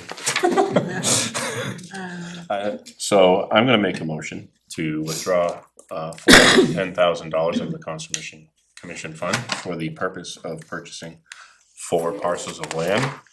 Tax map 38 lot 34, tax map 38 lot 36, tax map 38 lot 38, and tax map 38 lot 40, totaling approximately 110 acres off of Old Guile Road for the purpose of purchasing from Mr. Noyes to the town of Nottingham. And with this, we're gonna do a roll call vote, so. Hi, Adam Ryan. Hi, John Decker. I'm Matt Sherlin. I, Charlotte Fife. Hi, John Warren. Excellent. Is there anything else you need from us tonight? I didn't hear all you said, so You it said- did, it did. Everybody said aye. It did pass. Everybody said. We had all passed, all 5 yes. Mr. Chairman? Thank you. Go ahead, Steve. I recommend, if possible, Mr. Noyes stands and we give him a standing ovation. Sure.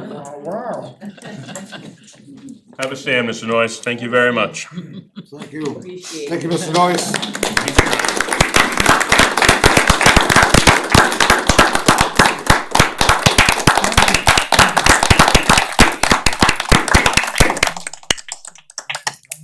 All right. Where are we going back? We back to general business? we have another meeting. Another appointment. That's correct. So, I thank you, everybody. If there's anybody else who wants to continue discussing the noise property, if you could please remove to the hall so that we could bring up Mr. Frank Gonzalez.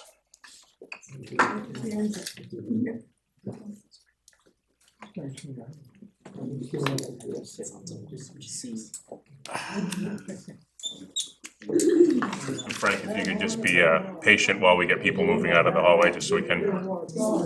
I thought a half hour was, so. I didn't quite see that churning the way it did.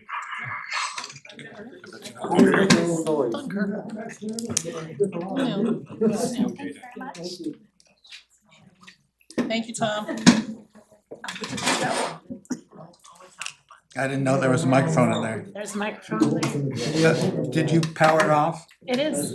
Howard? This is a microphone. Well, I know that is, but the one. Do you have that little faith that I would? And you wanted something, I didn't even look, she did. See? I just put it away. That's what it looked like to me. You just Yeah, put but it she on. checked, so I was like, okay, good enough, I trust her. I didn't see that part.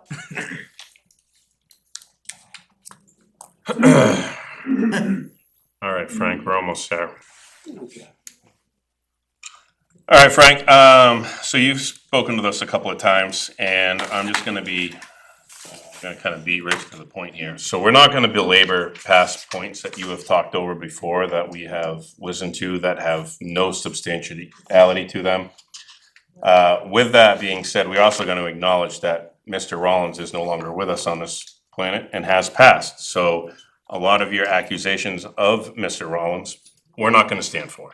So if you have some further new information that you would like to discuss, I will listen to it, but I will cut you off and we're gonna terminate this if I feel you're being disrespectful.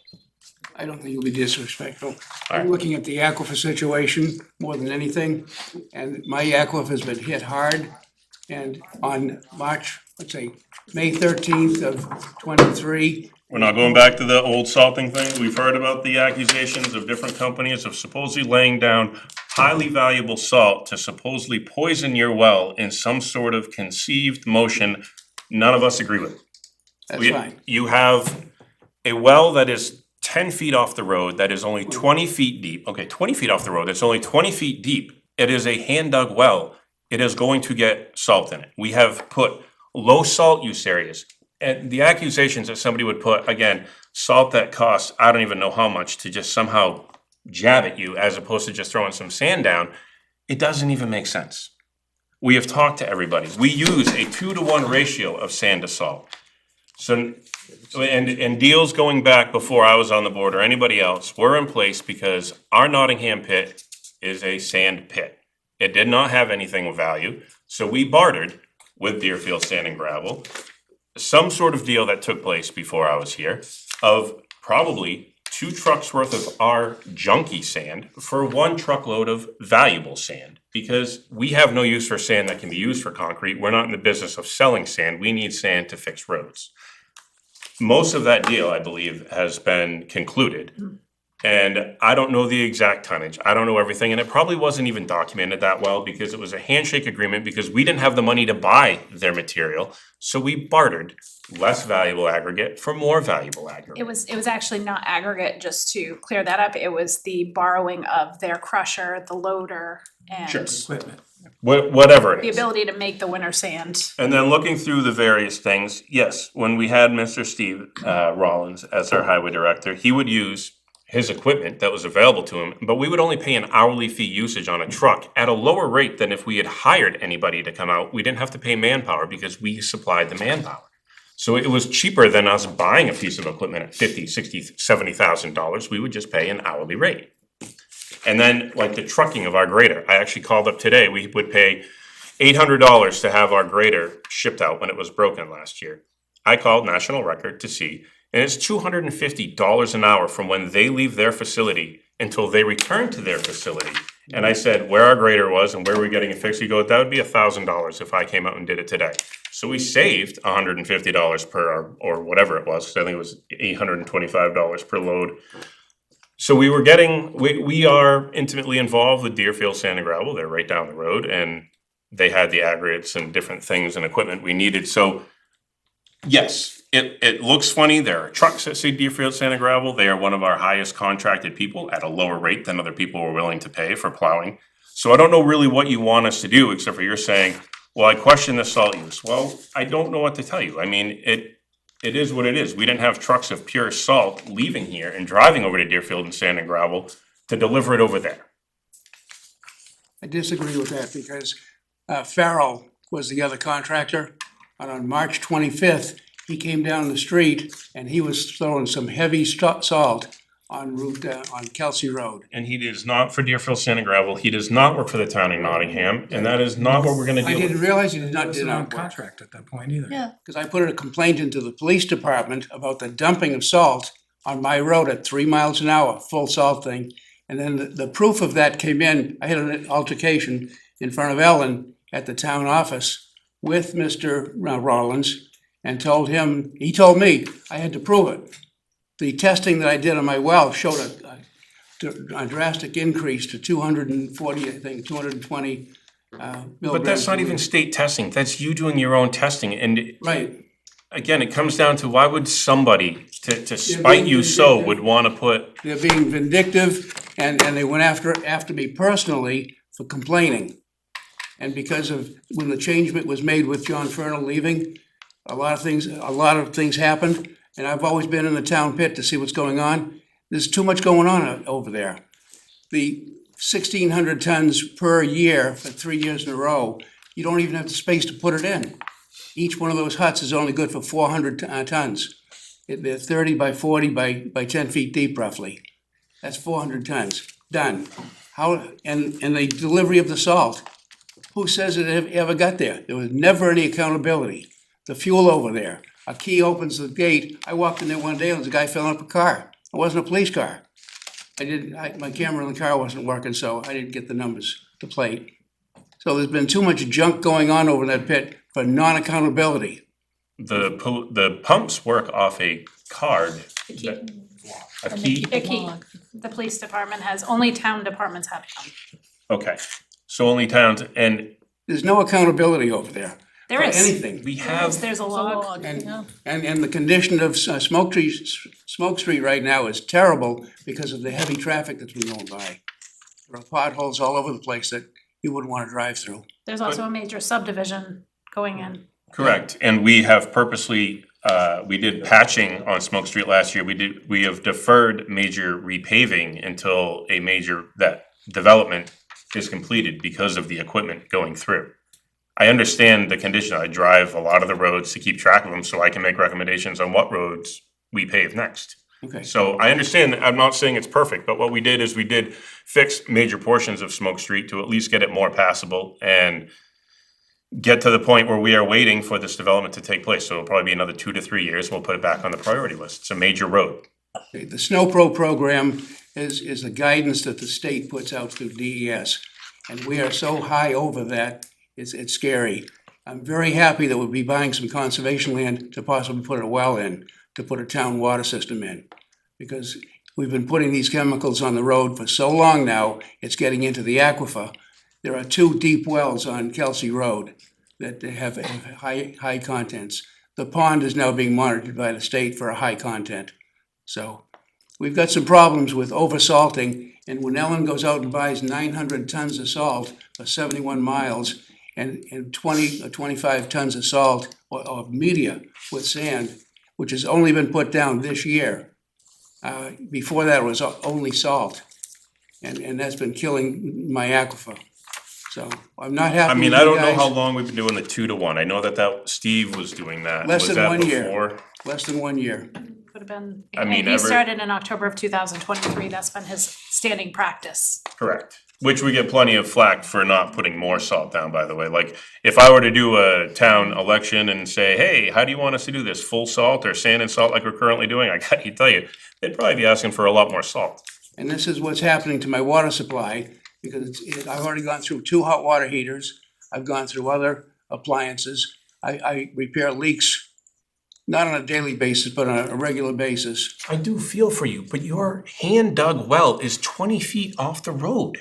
It's all, it doesn't make sense compared to It's never anybody been a else. problem. Until Steve Rollins, actually, when Sean McLean came in, when he bought 1,600 tons that he couldn't account for, and it just smells. So was Steve stealing it or Sean stealing it? Like your I story is think all they over were the both place. stealing. Oh my God, they didn't even know each other. I doubt that. I'll bet that one of them's on their payroll. It's almost like there's something going on here that nobody wants to talk about. But we've got a water problem and you're not addressing it. So I'm gonna continue to monitor things and, possibly get back into that pit, see what's going on. That's enough. Thank you, Vic. Thanks for your time, Frank. All right.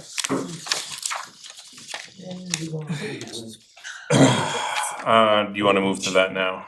I would say probably do Oktoberfest, and then when we get to the department head, the policy review, we'll get Courtney and we'll deal with the municipal facilities and the personnel stuff. I would love to talk about some beer right now. So please come on.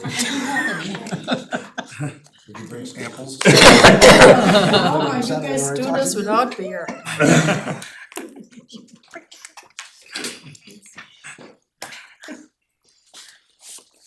I do like I the flyer. printed a few things out for you guys. Cool, If you this have is any great. questions. Steve, please make an announcement. Ryan, 349 Stage Road.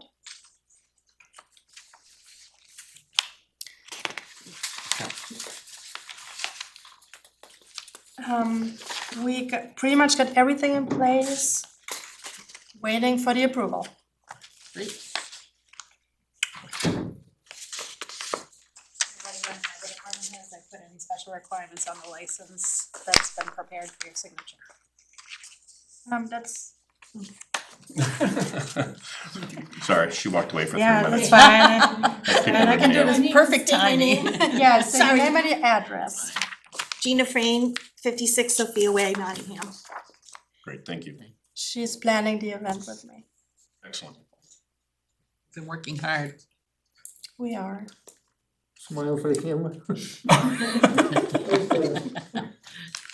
You make the front edition of the newspaper. I was gonna say, at least they're good looking Centerfold. subjects.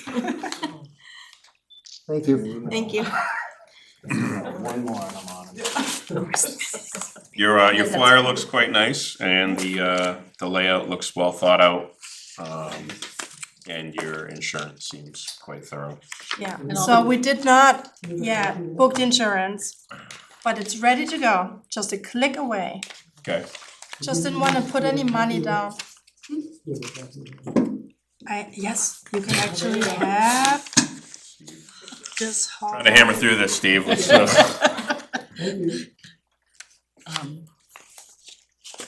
And all the department heads have viewed this. Department heads. I have no other questions or problems. we kind of went through and discussed this before. We gave kind of conditional. Wasn't that the last event that we had where we had beer at?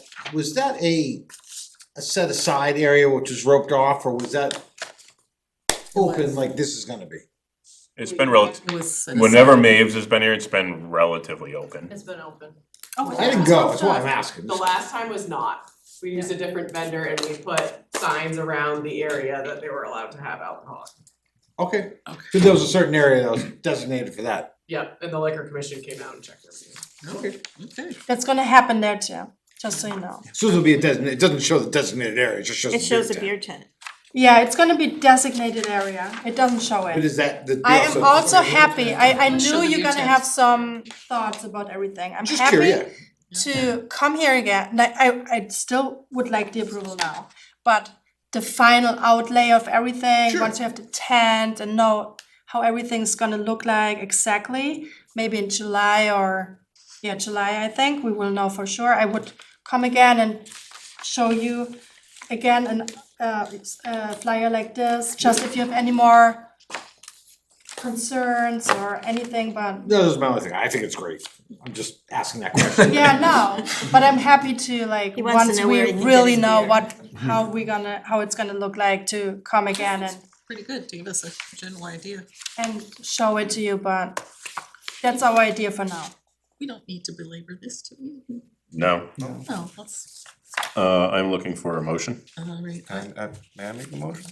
Sure. Sure. Have at it. I'd like to make a motion to approve, was the special event permit? Yes. Special event license, yes. License for Oktoberfest dated 9/26. Anything else I'm missing in that? No, That's it? that's good. I'll All right, I second got a it. motion and a second. All in favor? Aye. Aye. We do appreciate your patience for the, It's a process. happy now. It's a process. Next time, bring samples. Ain't done yet. You came That's on a right. good night, though. We Yeah, We you wanna get wanted it some done. fun. Yeah, you needed some fun. that's right. Thank you. Thank you. We look forward to seeing the Thank you. progress. We can throw this away. I'm bummed, Why? 'cause I'm not gonna be around. Oh, there's one more thing on that, because this is a nonprofit recognized Oh, five oh one waiving C the three fee. in Nottingham, can you make a motion to waive Alright, the applicable fee? I will make a motion to waive the Special event license. special event license fee for the Oktoberfest. I'll second that. Motion and a second. All in favor? Aye. Thank you. Thank you. Forget that. All right. What's next? I'm lost on this, Ellen. Where are we? Oh, special events license, quarter budget, policy review. I can't find my agenda. We're a dinner. That's a long day. Oh, It's long, yeah. I'll send the license, I'll email it over. It's assessing. We did the assessing. General, What's the budget? do we wanna do the, skip the budget part and you do the policies review to get everybody home that's gonna come back into work tomorrow? Yeah. There you go. Like that? Oh, that sounds good. We're in it for the long haul. We brought her sleep. Not like none of us I are was going to gonna work say- tomorrow, but whatever. Your children I are am- crying for you. I am still gonna be getting up at 4 o'clock, so. Yep, Do you wanna do rock, paper, scissors? Yeah, go. come on up. Do you wanna start with personnel changes first, which would be the memo from Bridget and Nancy? Where? Which, It says memorandum on the top. I'm kinda there's a lost. lot of paper here, I know, so that's why we need to Af- conserve land. Yeah. We've killed after trees. budget. Kill trees. we'll make it a town forest, we'll make our own paper. Oh my god. Oh, that's actually an idea. Too soon. Yeah. Okay. All right, in there. Okay, Wait, I see 2 pages, so I see one MOU and then another one from Courtney, that's the same thing? no. Oh, that's the rental We're one. here for, yeah, many different things. You got me 3 times. Do you guys need a couple minutes or are you good if I just? Okay. Oh, yeah, no, so this is, it starts with policy changes. right? Yeah. Yeah. So basically, one day Nancy was just like, hey, why do we only get to roll over 40 hours of vacation? And I was like, I don't know. Let's find out what other towns do. So these, after looking at the surrounding towns' policies, these are some that I think should be brought up to you guys and probably up to date. We don't do many things that other towns do around us. So the first time on here is vacation time, which I kind of just talked about. Other surrounding towns allow you to roll over 1 to 2 years of earned time. Right now, our policy is 40 hours only. Barrington's is up to 320 hours. That's good. It is crazy. So Wow. Yeah, I know it's important to take vacation as well, so I think Ellen made the point of a policy like this probably back in the day was like, you better use your vacation because we care about you and you should take care of yourself, which I agree with. However, it makes things difficult as someone who's also used their vacation time and sick time for many surgeries. It would be nice to have flexibility, including, having a baby and having to use that time. So we are asking the board to consider rolling over up to 2 years of accrued time for part-time and full-time employees. So that looks different for every employee and how long they've been here. So I've been here 7, almost 8 years. So I earn a day and a half, so 8.5 hours every month. So my number would be different than Nancy's, who hasn't been here for 5 years. She accrues 8 hours. And presently, we're capped out at 4 weeks vacation max for employees that have tenured for 10 Right. years, But that would be carrying Plus. over 4 weeks. 8 weeks if it's 2 years worth. Correct, So potentially, I can tell you, my company just rolled this back to no carryover. because it is a liability Right. on the other end. Yep, it's a huge liability. My company is, you can roll up to 80 hours only if you've used 80 hours. So they're like, we'll let you roll sometime, but they want you to take time off. I'm just curious, how long? My company writes you a check for what you don't use. Well, that's another thing that I have in this memo as well. How does that, how long would that even take you to roll? I'm sorry, like how long would that take to accrue? Depends on how much you Well, it take. depends on how long the person's been here. If they've been here for 10 plus years, then they've got 4 weeks, so there's 160 hours that they could potentially roll for X number of period, whatever you designate. Mine's If different. you- I'm just like If you set. allow that. So like someone who's 1 to 5 years here, if they didn't spend any vacation time, they earn 96 hours in a year. Yeah. So every other surrounding town is much more than ours. So if you don't wanna go with exactly this, that's fine. I just think that the employees deserve more flexibility here, and all the towns around us also agree with that and their employees.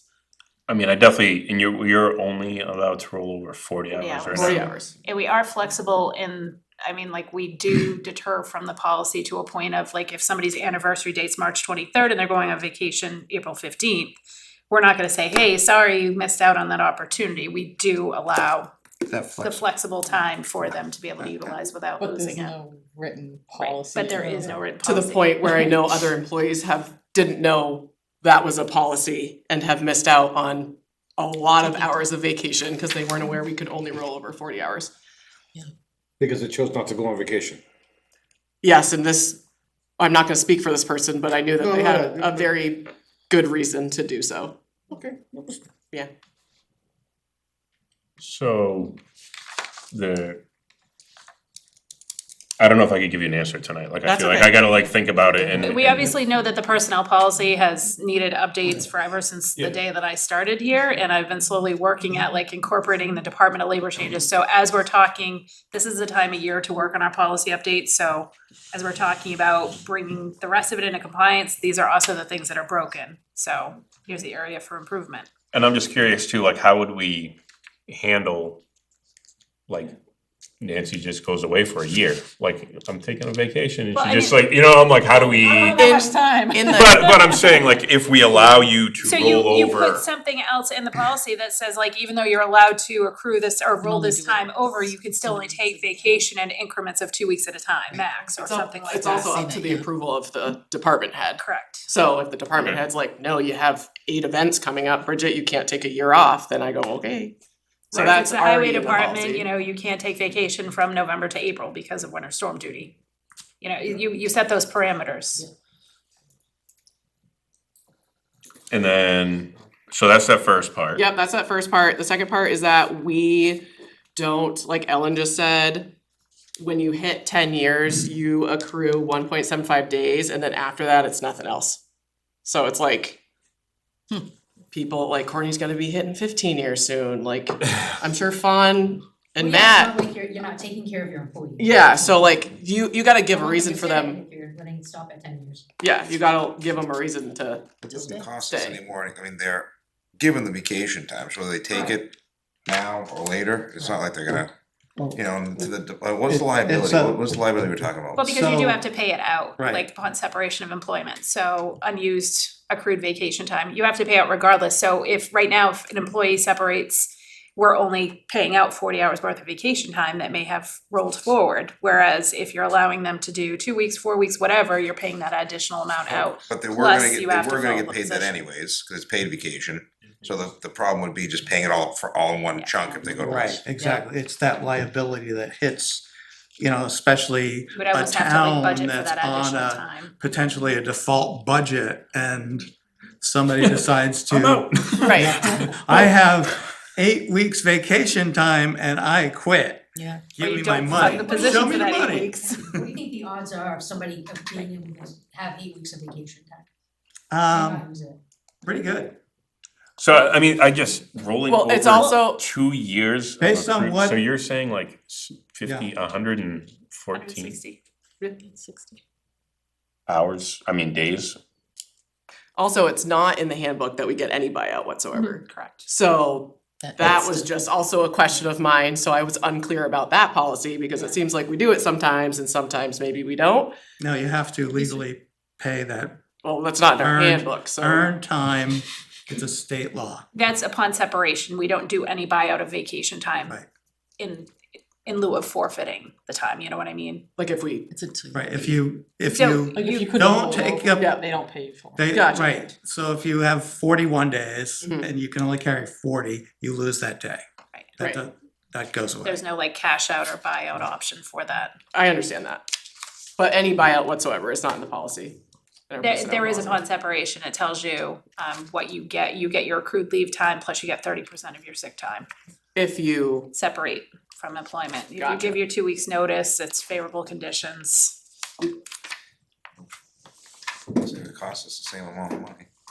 I just wanna make sure we get, like, I think we have to put it in the Compromise, yeah. policy. yeah, Yeah. I'm definitely like open to, allowing that, making sure that you are using something. And we can have a thing in there that says like, waivers are accepted, or whatever. If you're like, I'm doing surgery, I'm gonna have a child, I would like to plan for next year, or do something like that and like let us know. It's like Disney Vacation Club, right? I'd like to double it up next year. It's been a very nice and flexible work environment, but you do get hit. When I took maternity leave, I had to go on short-term disability. Yeah. And then you only get 6 weeks, right? Or whatever it is, Yeah, 12, it's 6 6 weeks. weeks.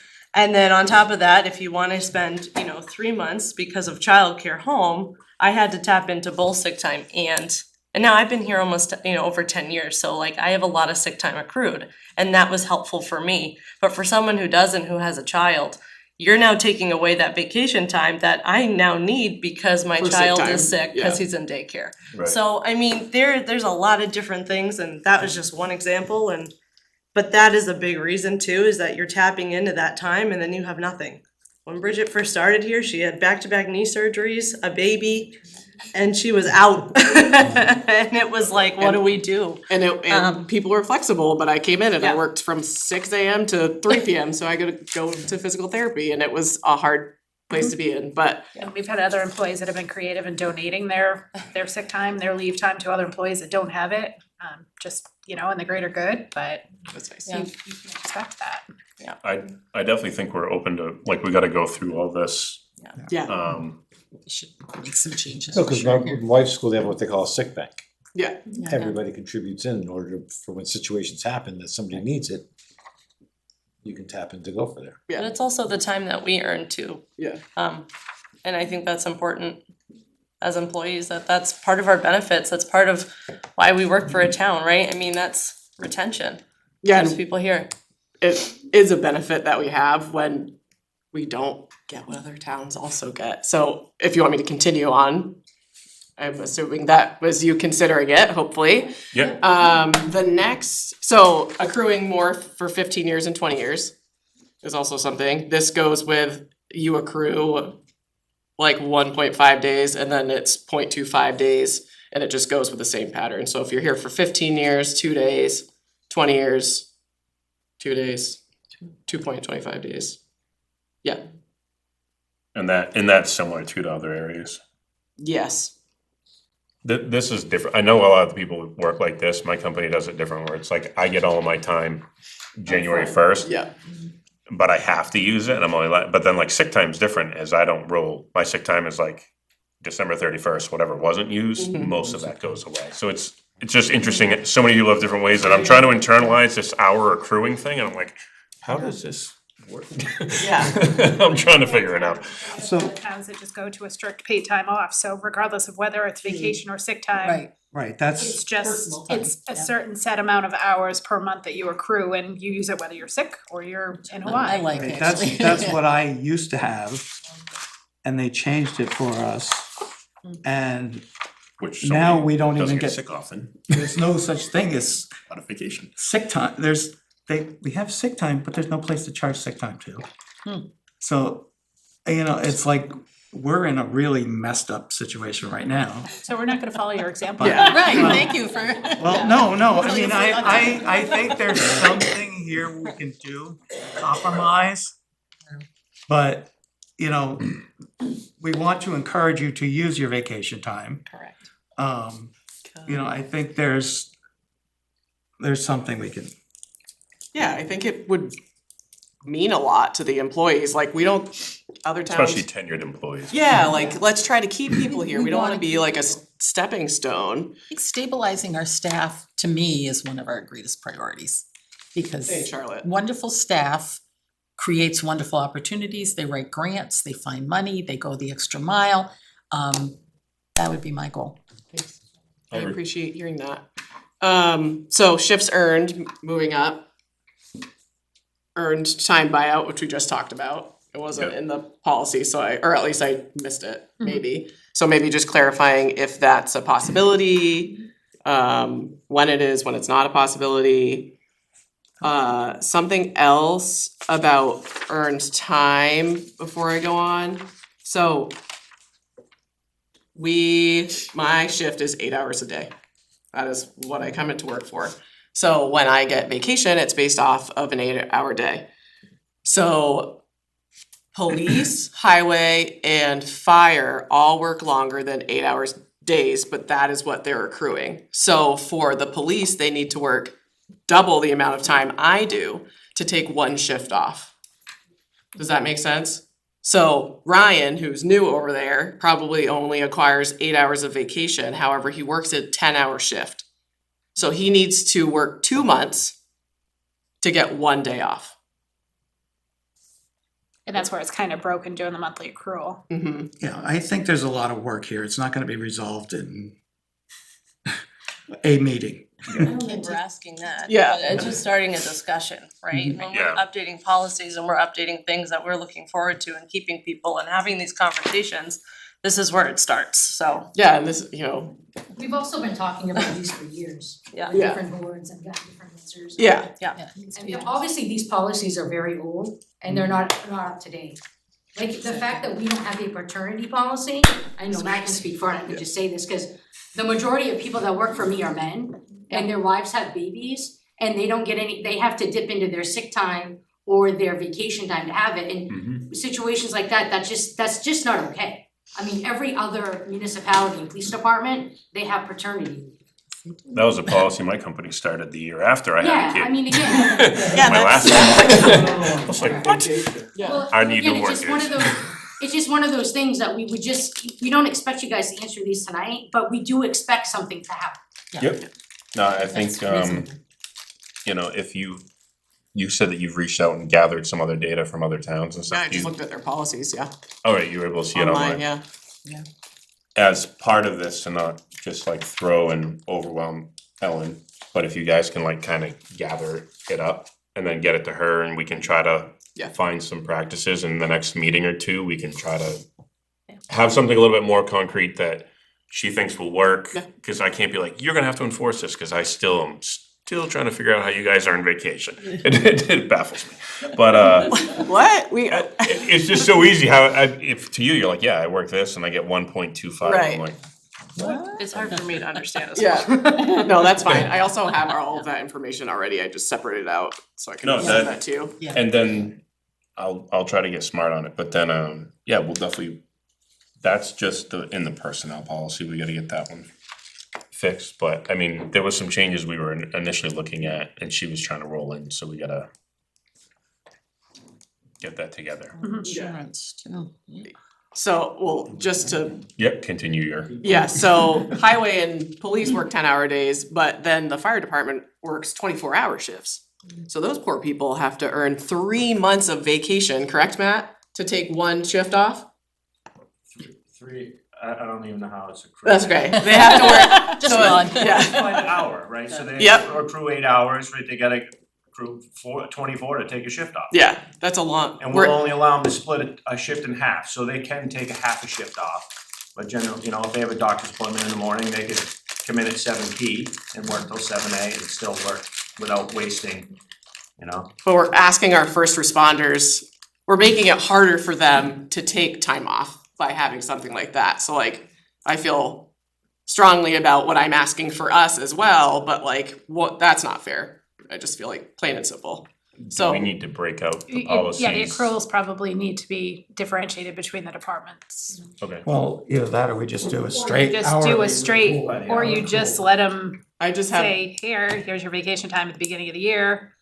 Work out of it wisely and not worry about the accrual basis. That's another option. I just wrote in here shifts earned instead of hours earned. I know that might change whatever shifts they have, but Okay. yeah. No, and I get that too. Well, I mean, I kinda like you have your bank at the beginning and then you're like, man, I'd like to take an April vacation, but I gotta work through the summer first. And it's like, what? But, Yeah, but if you're rolling more over, then you can plan for that. It's yeah. a different mentality. Yeah. And then the last section is an insurance buyout is something that's very normal that other towns do. Thought we had that. No, we do not. We do not. We do not. It's been proposed. We've discussed it. And let me tell you, I'm getting married in the fall. And I already have my daughter on my plan, for example. I asked Betsy for the numbers. So if I were to put my fiance on her plan, I would cost the town $32,000. I would pay $5,672 myself. But if I did not end up doing that, I would be saving the town $32,000. It would be nice to have an incentive to do that. Bridget, I Yes, lost Steve. what you were saying. People who do not take the insurance in town, Oh, okay. they do not get like a stipend or anything like that, which is a normal practice in other towns. Oh. It is very normal. I mean, Yeah, no, there are it's towns that teachers either or- yeah, do. I know it's like- normal. I thought we already had something. No, we don't. I mean, there's towns out there that are still like very antiquated with their policies that say like, hey, here's an extra $2,000. It's still considered a fringe benefit, so it's taxable to the employee. There's others that say like, hey, you know, like, we'll give you the equivalent of a single plan. But I think I wholeheartedly support this. It is a huge cost savings to the town, but I think from a budgetary standpoint, we definitely have to look at that because with the budget and the 4% tax cap, we are literally budgeting health insurance for the current census of employees. So there isn't like a pool to dip into to give that, but I think moving forward, it's something that should be considered for future. Which is like kind of crazy, right? So like, and I know that you guys would change things if you had a magic wand, but like, if I didn't have a kid and I decided to have a kid, do I have to come to the town to say, can you budget for my baby to be on this insurance? We just have to make it happen. Yeah. Exactly. So like that, for people who are You can listening. cover your kid, but you get no more paper in the rec Yes, department. yeah, exactly. But for like, you know, one of the only benefits we have here is health care, which is great. It's great. But the fact that the tax cap has put people in a position where you can't even afford to budget for if someone has a baby or gets married, like I'm getting married in this budget, so now yikes, sorry, if I go with it, I'm gonna take a lot of money, so. And I've seen past situations, not in this town, but you know, that you have a spouse that's on, works for the state and they have health insurance through the state. And that employee actually saw that benefit, that cost savings to the town and said, oh, well, you know, like I'm not gonna get anything out of it. So they double dipped and took the insurance too for this. So they had two insurance plans because, and that's obviously not an option that you wanna see either. Right. No, Yeah. no. That doesn't fly well. No, but for the budgeting part, let's say in her example, would cost us 32,000, but if she doesn't take our insurance, She's not getting anything. I know that she's not getting anything, but we're not paying the 32,000 anymore, Right, so so we should if be our, able You could, yeah. like, I mean, I can see where So it the should be money's budgeted. in the budget. Should be. Yeah, Should be. It should If be. you plan, Okay. if you Right. hired them with the intentions of supplying Yeah. them with insurance. right. Should have it. I have several that don't take it because their spouses do. I Yeah. have Yeah. guys on the department that don't take it in other towns that they work full-time and they get paid out. I don't even wanna throw the number, but I'm gonna, it's Do it. $14,000 Right, yeah. Like there's some very significant Are they paid it in a lump sum or is it spread out? Like it would be 14,000 for the year, so then we equivalent this to this much per paycheck, so that if you like, hey, thanks for the $14,000 on January, and then they. Yes, it is Take it paid out. out through the year. Yeah. Okay. So is Barrington But it's pays you. like, you know, it's a couple more dollars an hour, really, if you think about it. And it should be a requirement that they have to provide proof of insurance elsewhere too. So it's like somebody can't just say like, no, I'm gonna go without the health insurance benefit and take this money. I mean, with the Affordable Care Act, I mean, the general consensus is that everybody should be insured to some level, but that doesn't always happen. Well, I mean, all I can say is that I'm kind of sorry there's a lot of these gaps here, cause I didn't know this depth, you know, I know what I have, I don't know what you don't have. So I do think you guys, you know, you've put in a lot of work. I see the numerous town employees that you have talked to that also support this, and, you know, I see the department head supporting this as well. So this is something that we will take seriously. We will make some changes. I just don't know how it's gonna all play out right now. And I can't just say like, yes, because obviously we gotta put it into the paper and we gotta make sure we're taking care of the shift workers too, cause I get that portion. I do know that we're going to try really hard for the like New Hampshire retirement. Be But amazing. that's based on the numbers and everything like that, is probably something we're gonna have to move into like a later year thing if we think that we can make it work, if it's a benefit and stuff like that, so.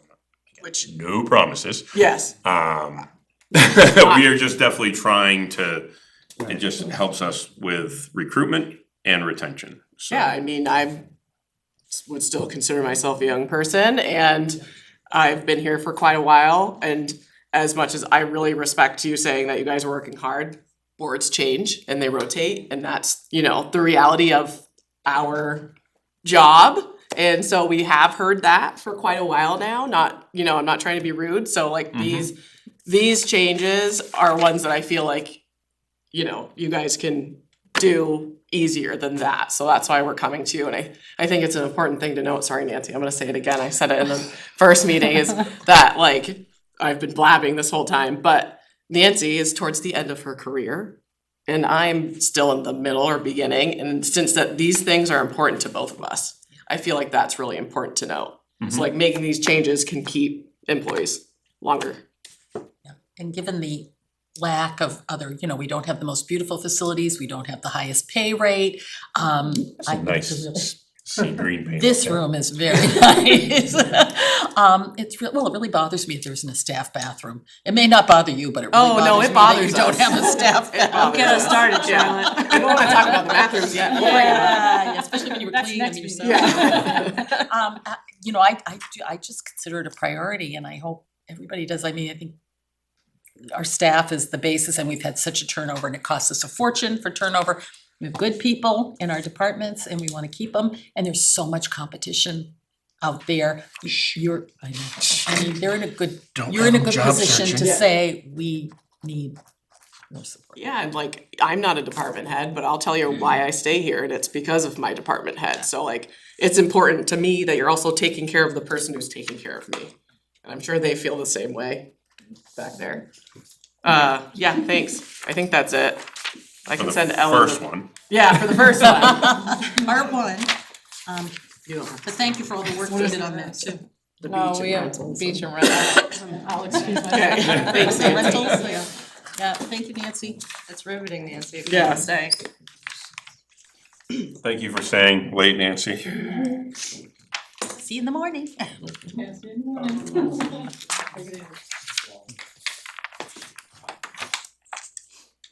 Go on the envelope.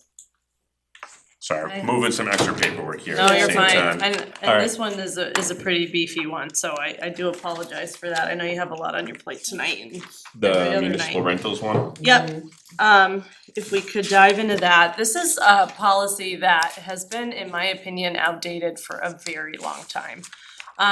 We in COVID did a lot of shifting, when we had interim John Scruton here, we did a lot of shifting. A lot of things have kind of changed, you know, with the mindset of liabilities, insurances, what risks we wanna take, that kind of stuff. Over the years, I've been in charge of rentals fully, and then, you know, we've kind of said, okay, the town office will do rentals as far as the conference room goes. Now that we have this new conference room, we don't wanna use it as a rental. So there's just a lot of moving parts that when we're the frontline people who are, again, I'm happy to do rentals. I just want a little bit more of a pathway to help us kind of just make it more black and white so that the residents know what they're expected, or what we expect of them. We say it 100 times, this building is an old building, right? It's not the cleanest building, it's not the nicest building. We have a ton of groups and organizations that use this building for free, which puts a lot of stress, in my opinion, on this building. A lot of the groups that use it are community groups, and because it's small and we don't have a lot of room, that's typically, you know, what we're seeing. I can probably say weekly or every couple weeks, I get a request for private birthday parties or a wedding, or we just had a request the other day to use the town square for a reception. So, I mean, we get all of these questions all the time, and I'm not really sure where to go with it. So I guess I'm asking the board, and I'm not asking for a decision tonight, but I have written a lot, and I know I write hefty memos, so I apologize, but I like to get all my thoughts down so you have all my thoughts. I would like to see an update on this policy. I think we are undercharging.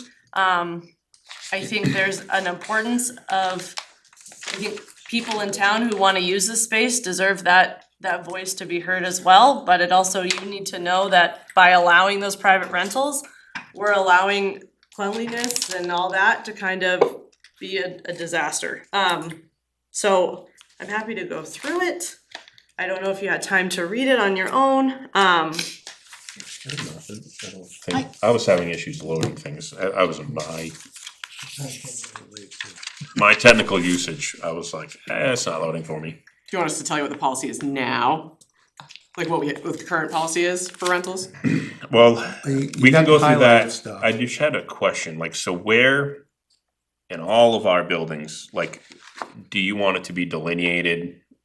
Because you are, I guess, parks and recreation, right? That's. Right.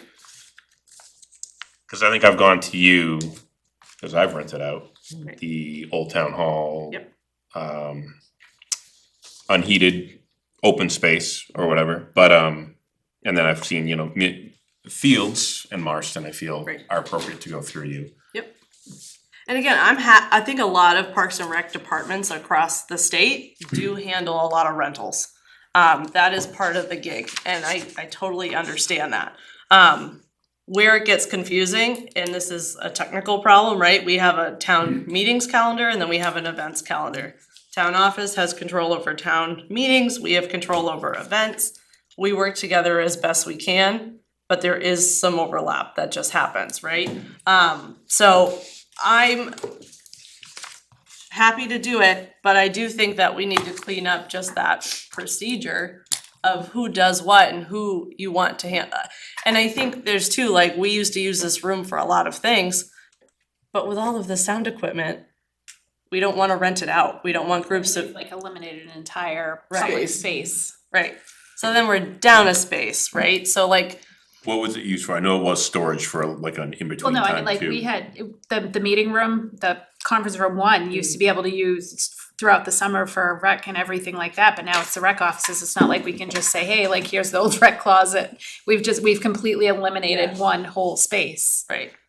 And then you have groups that wanna use the space and meetings, and so then you lose that space too. On Wednesday nights, if you guys have been here on a Wednesday night, this building is packed.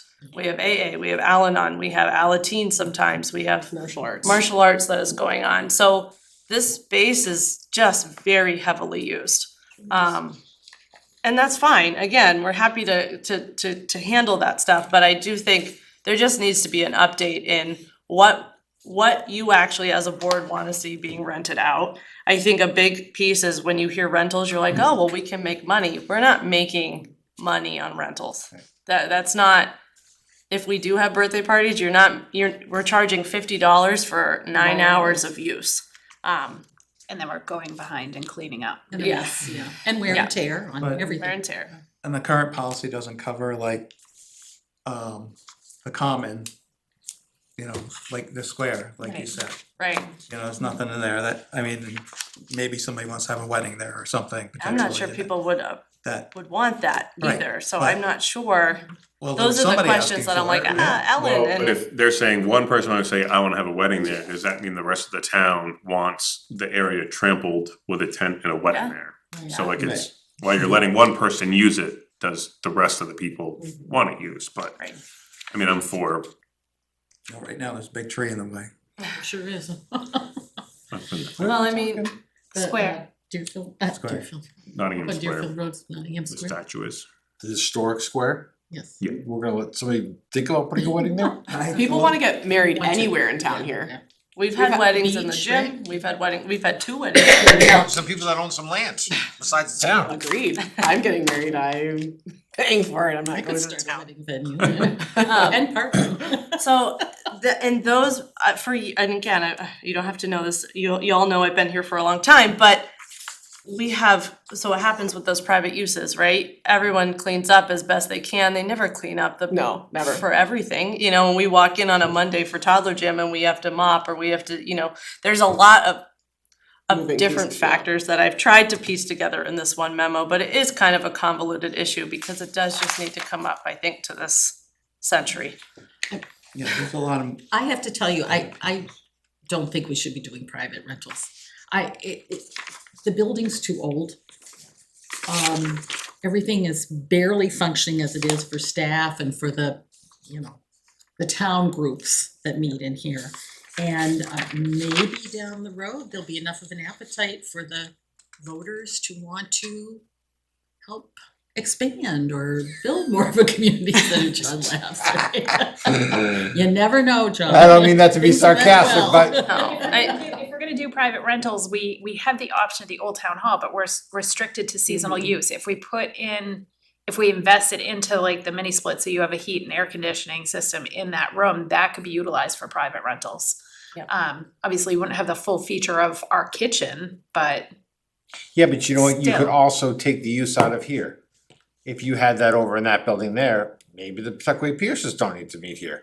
Maybe the homeschool Spanish group doesn't need to meet here. Right. Maybe the Girl Scouts don't need to meet here. Maybe the Nottingham Dems don't A need to couple meet of here. mini Maybe they splits can go to over a there church. would be a good Maybe the investment, friends I of the think. library can go to the library and use their things. yeah, I'm Let's surprised cut half the that, people that I'm are surprised here the library stop comes coming. here instead of at the library. Well, it's not in our Yeah, I policy. don't mean that to sound No, I terrible. know, but that, our policy allows for Yeah. community groups to use the space for free. it's a community center. It's a community center. Right. And that is a need, I believe, and I that I'm getting from residents, is that they wanna be able to use that space. I think we might be the only, I don't think the town, The AA school. Then it kind of, I mean, from when we talk about the use of what's going on here, and we have everybody that's what it is for use for, I don't understand how we're fixing, I mean, Well, we where are we just, going with we this? need some clarity, so I have someone every week that emails me, and I wanna have my birthday party there, and we're like, No, do you need insurance? Well, so John Scruton said no more rentals, and then we've kind of made it this wishy-washy way where we're not sure. There has been several times where people come to me and ask me if they can have a celebration of life there, and I say, no, you cannot. And then they come to the board, and the board says, yes, you can, and that makes me feel really bad. No, you need a policy that you Yeah. can just go, it's not me, here's our policy, and there's a reason for it. Yeah, so community groups is a different beast. Private rentals is like baby showers and birthday parties and all of that jazz. I do believe that community groups take more pride in the space that they're using for free. However, they do cause wear and tear on the building. The bathrooms, the trash.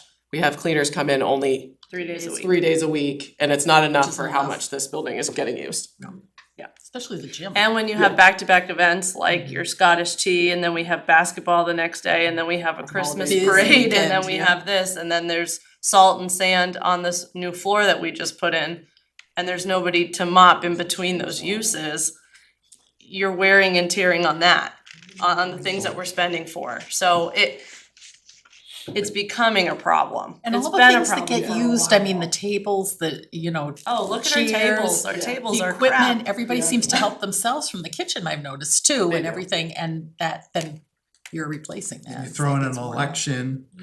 Yeah, throw in a Well, couple of we had no elections, offense. you know, yeah. But it's a real mess after the elections and And you stuff guys isn't are put there away. really late and we appreciate all the time and effort, but on Monday morning for top It's of gym, still- it's a yeah. nightmare. Yeah. Right. I'm sure. And that's our job, is to make sure the community has things for them to do. So this is just a policy that, in my opinion, is just very outdated, that I would love to see updated with clarity, so that we know what we're doing and we're doing things the right way. I don't wanna ever look like we're renting to this person and not this person, right? We Which wanna we make have sure been. it's fair, amongst all the Yeah, groups and it's all the not good, residents yeah. here. But it's a small building with a lot of use.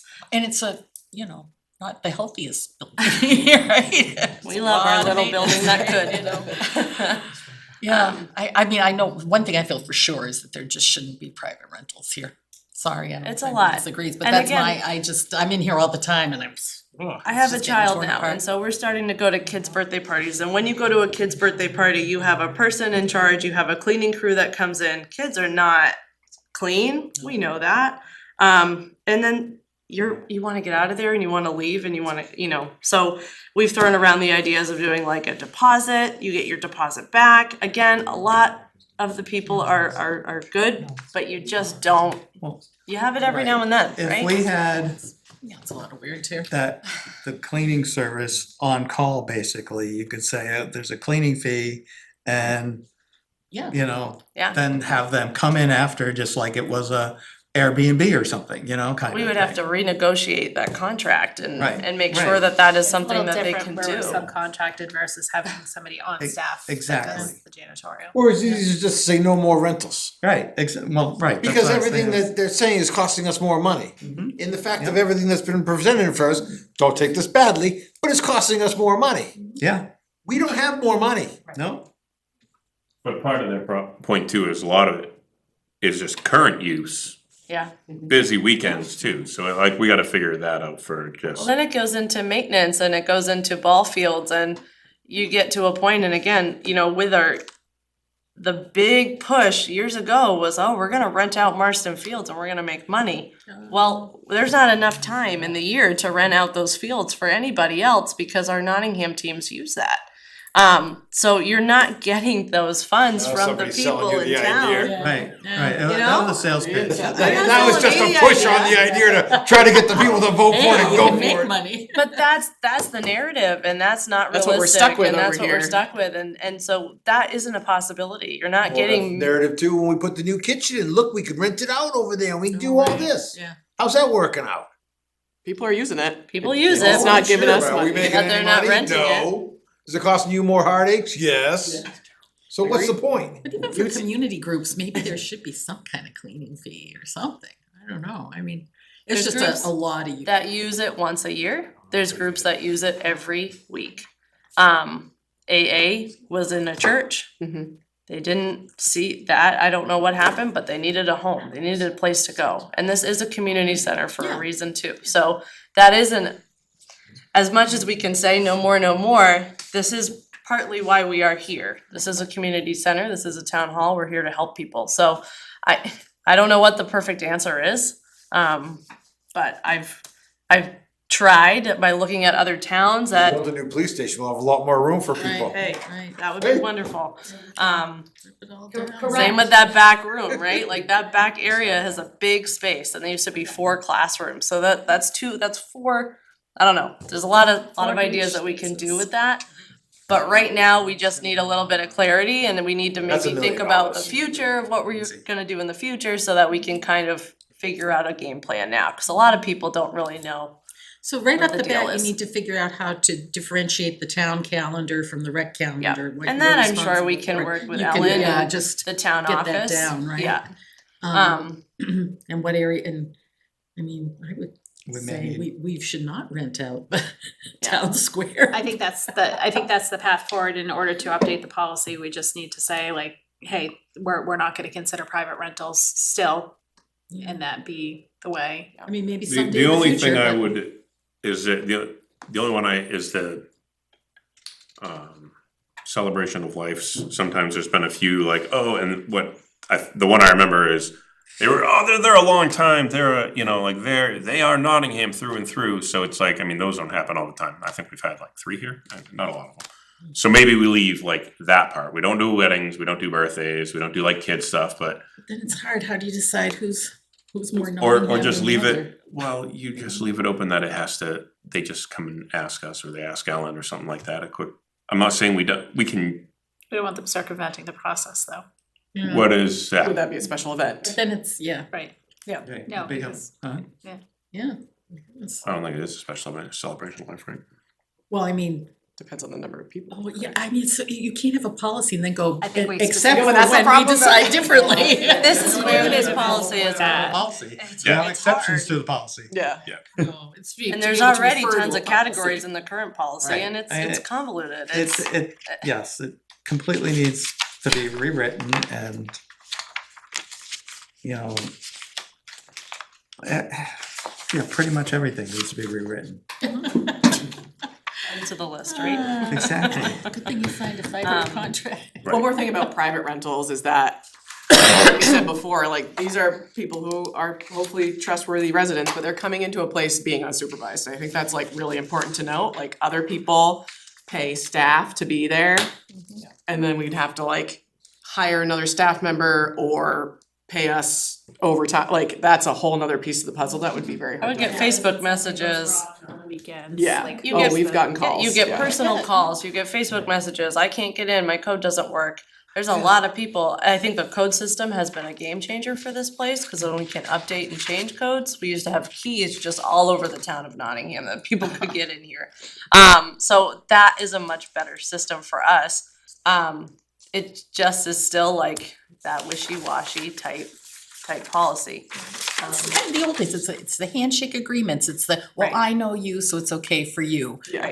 but not for you. But to me, what a policy is something that you refer to Right. that is, you know, it's not personal, there's not Exactly. an Yeah. exception, I mean, if there's something extraordinary, I can't imagine what, but you can refer to that and just say, it's nothing personal, and maybe even develop a list of other places. I mean, is there a church or a hall, or there's what the gathering place or something in Northwood? Are there different places that people could use until we can get a sufficient building to meet what seems to be people's needs and desires for free? Yeah. It's not free at I that think point. the biggest piece to us is the impact on the building and the cleanliness, right? I mean, that is what affects all of us that work here every day. It kills me.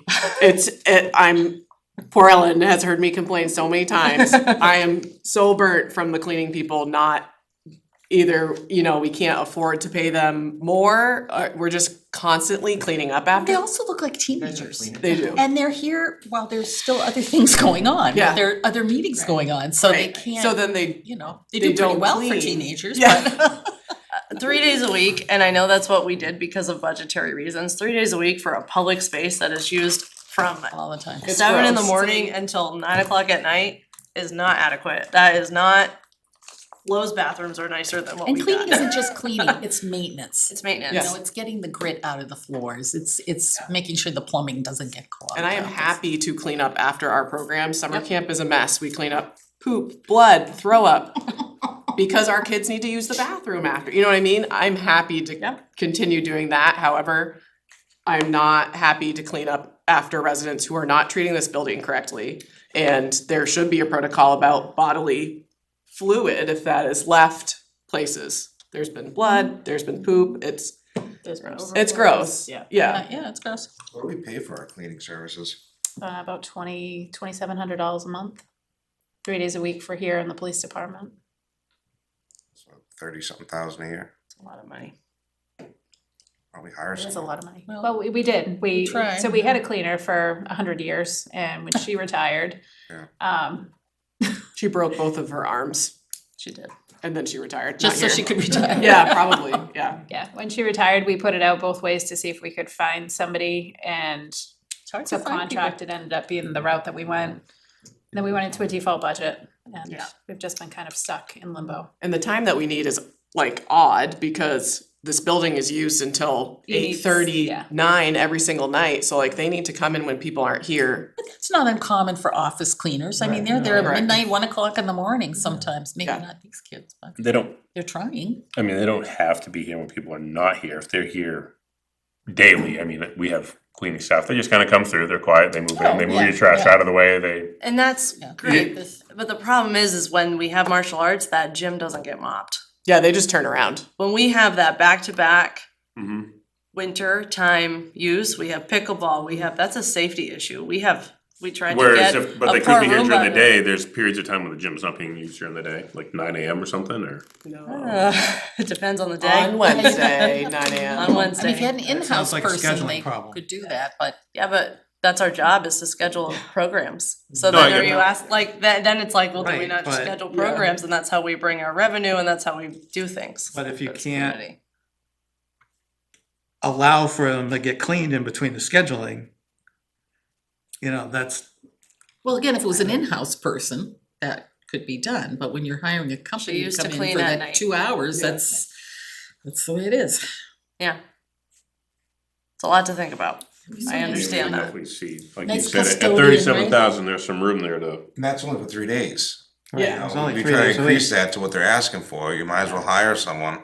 Yeah, if we could. Well, I get a Well, little bit there's of, so many You could clean here subcontractors. so many days and head down and clean the fire station on the 5th day or Well, something. they clean their own building, correct, Matt? Absolutely. No one cleans their place, which I also think is unfair. And the same thing with the recycling center and the highway department, you know. Right. They deserve a clean workspace. You're coming to joint Everybody loss, I deserves bring a it clean up bathroom. every time. if you do that, what are the new firefighters gonna do then? We put out fires just 2 days ago. Yeah, yeah, I said the new ones, not the senior guys. you did Should good. we be paying somebody to watch the fire trucks too? Nope. No, but if we're getting our trash taken out and our building cleaned 3 days a week, don't you think they deserve to get their building cleaned They're 3 not days a public week? use, they're private use. It's only the member of the fire department. That's true. So You have as many people You get coming in there as everybody, here. you get So what everybody. about, No, but I have groups that use my station. Okay. what about Fawn? They book people, but how many people you think coming in and out, are they going the back of PD, Fawn? No. She has to clean this. They get cleaners over there? I know it's gonna cost more money, but they deserve a clean workspace. A nice custodian, just toodles around here That all would be day great. cleaning. So if there are any takers out there for about 30,000 a Yes. year, please put in an application. Please. We need 7 days a week coverage, Right. meticulous Morning, cleaning night. aptitude. Yeah, can you shovel as well? And I see you gave us a lot of other towns, what their rentals and different things like that are, we can take a look at just for. Yeah. Some of them are like, Some some are points. fees, some are like, They're all over the By place. hours, they're Yeah. all over the place, and it depends on what risk you're willing to take, right? Yeah, it's a liability A too. liability stance of what we want. I think you have to also, when we're talking facilities committee and we're talking about longevity of this building, we gotta talk about who's using this building and what we're using this building for. I think that has a lot to do with the big picture, and a lot of my issues Do you guys have wanna a set lot up to a do with workshop that. time for this? Cause this is not a meeting schedule. This is a workshop day. Yeah, Alright. I agree. Yes, I agree, that makes sense. Yeah. yeah, I mean, I see both sides too, cause obviously I've heard from the people like, I pay my taxes, why can't I use my Right. tax funded building to do something that is Yeah. whatever, you know? Right. So I mean, there has to be and obviously there's a lot of places around us that do manage to do it, I don't know of the facilities or I everything, think I'm their not. facilities might look different. They might look different and they might have other options for the community to go where we're limited here. We're very I limited. wanna know what Winchester has for their rental agreement.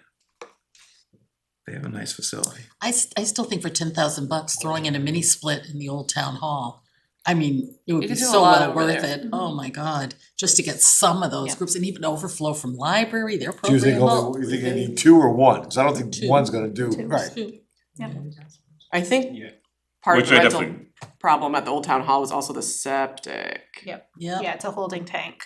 yeah, Those bathrooms are. Right, so, and it's But got. how's the insulation of that place to be keeping that heated? I think they're talking mini split where it's like it only turns on for the event and kinda keeps the chill out, it makes it like good, Bearable. and then when you're done, you turn it off and it And you just still goes might back to not wanna being. use an it Not in be the rent in dead of December, winter. January or February, it's off limits, cause it's too cold. But I the, mean, this the community bathroom. loves that building. Loves. Oh, of course I know That it is. building is a gem in a It lot of is. people's eyes, a and it's beautiful. They used to do a lot of baby showers and stuff back in the day. And that is a Over really there. classic, I'd It love is. to see that, and the upstairs is like It's so very cool, historic yeah. and museum-y, it's One fantastic. advantage of the old Yeah. town hall. It's condemned, you can't get there either. So I go up there all the time. Don't say that, well, you, cause you're It's position, safe you as can up right now, but I there, went and, you to. know, I love it up there. One advantage of the old town hall is it's wheelchair accessible. Love that. Yep. Yep, so we're gonna have to probably do, like John said, set up a longer workshop to kind of deal with several of these things that are more than we can handle right now. Yeah, I'm happy to help with whatever. Well, we need you to Yeah. tell us what works and what I don't doesn't. know, Yeah.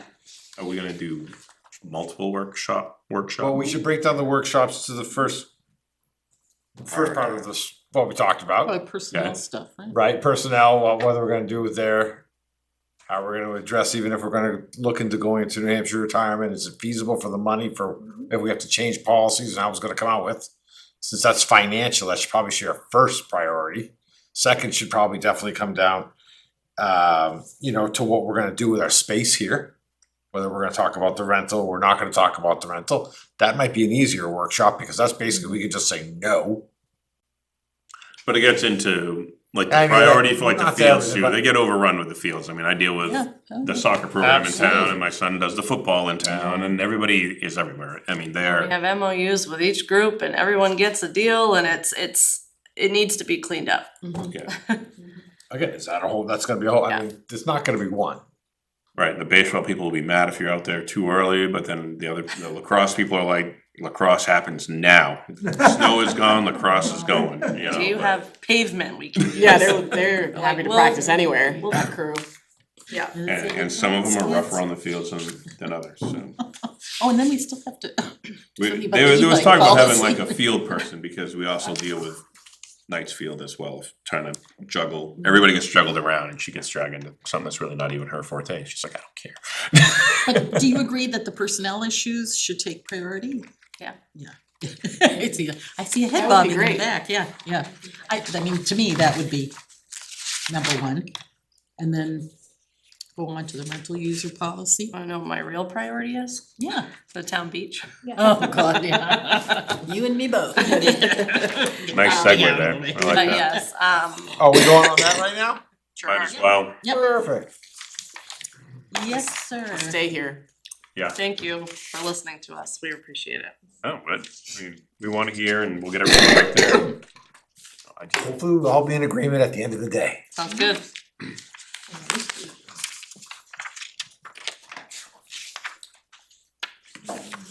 Is this other thing you two, the BioBlitz, what's up? Do we need to? If you wanna do Oh. that If you though, wanna go. I love this room. Sorry. That much? This one's good. No. whatever Hey, was he that- just got some my prime biggest stuff concern like that, he's happy. Yeah, you think This one's not gonna be quick. It would be great if I could. yes, Yes, please yeah, come yeah, up here. okay. You guys okay with that? Rotate. Yep, come on down, Drew. I recommend a bathroom break. Go ahead, Steve. You can go to the Nobody's bathroom stopping you. anytime. We won't Just- start without you. And if you have to go, you should go. Please, There's no question in please, my we don't mind. wanna Talked about clean how up we have that to mess. clean We don't have a facilities, cleaning lady so- tonight. Thank you, board. I prepared a half an hour presentation. I'm just kidding. I think you guys have a handout, something like that. I can answer any questions. The only, Which one? yes, that's right. The only extra thing that I have is sponsorship donation from West Environmental that probably needs to also be accepted with the LRAC grant. So technically, because it's under $10,000, you don't have to hold a public hearing, but any acceptance of unanticipated monies has to go through a regularly scheduled select board meeting and agended, so that's why this is here. And it was a little bit different because this is for the Conservation Commission, however, it's not for the Conservation Commission's intended purposes under their statutory function. It's more or less through this community partnership for the Nottingham Day and BioBlitz. Drew, don't forget to announce yourself. Drew Stevens, 3 Sherwood Lane. Alright. So. We have two things So here. we're gonna have, so there's actually a motion to be made on accepting that. Yep, so you'll be accepting the $2,000 community grant to cover the costs associated with the BioBlitz and Wild Discovery Day.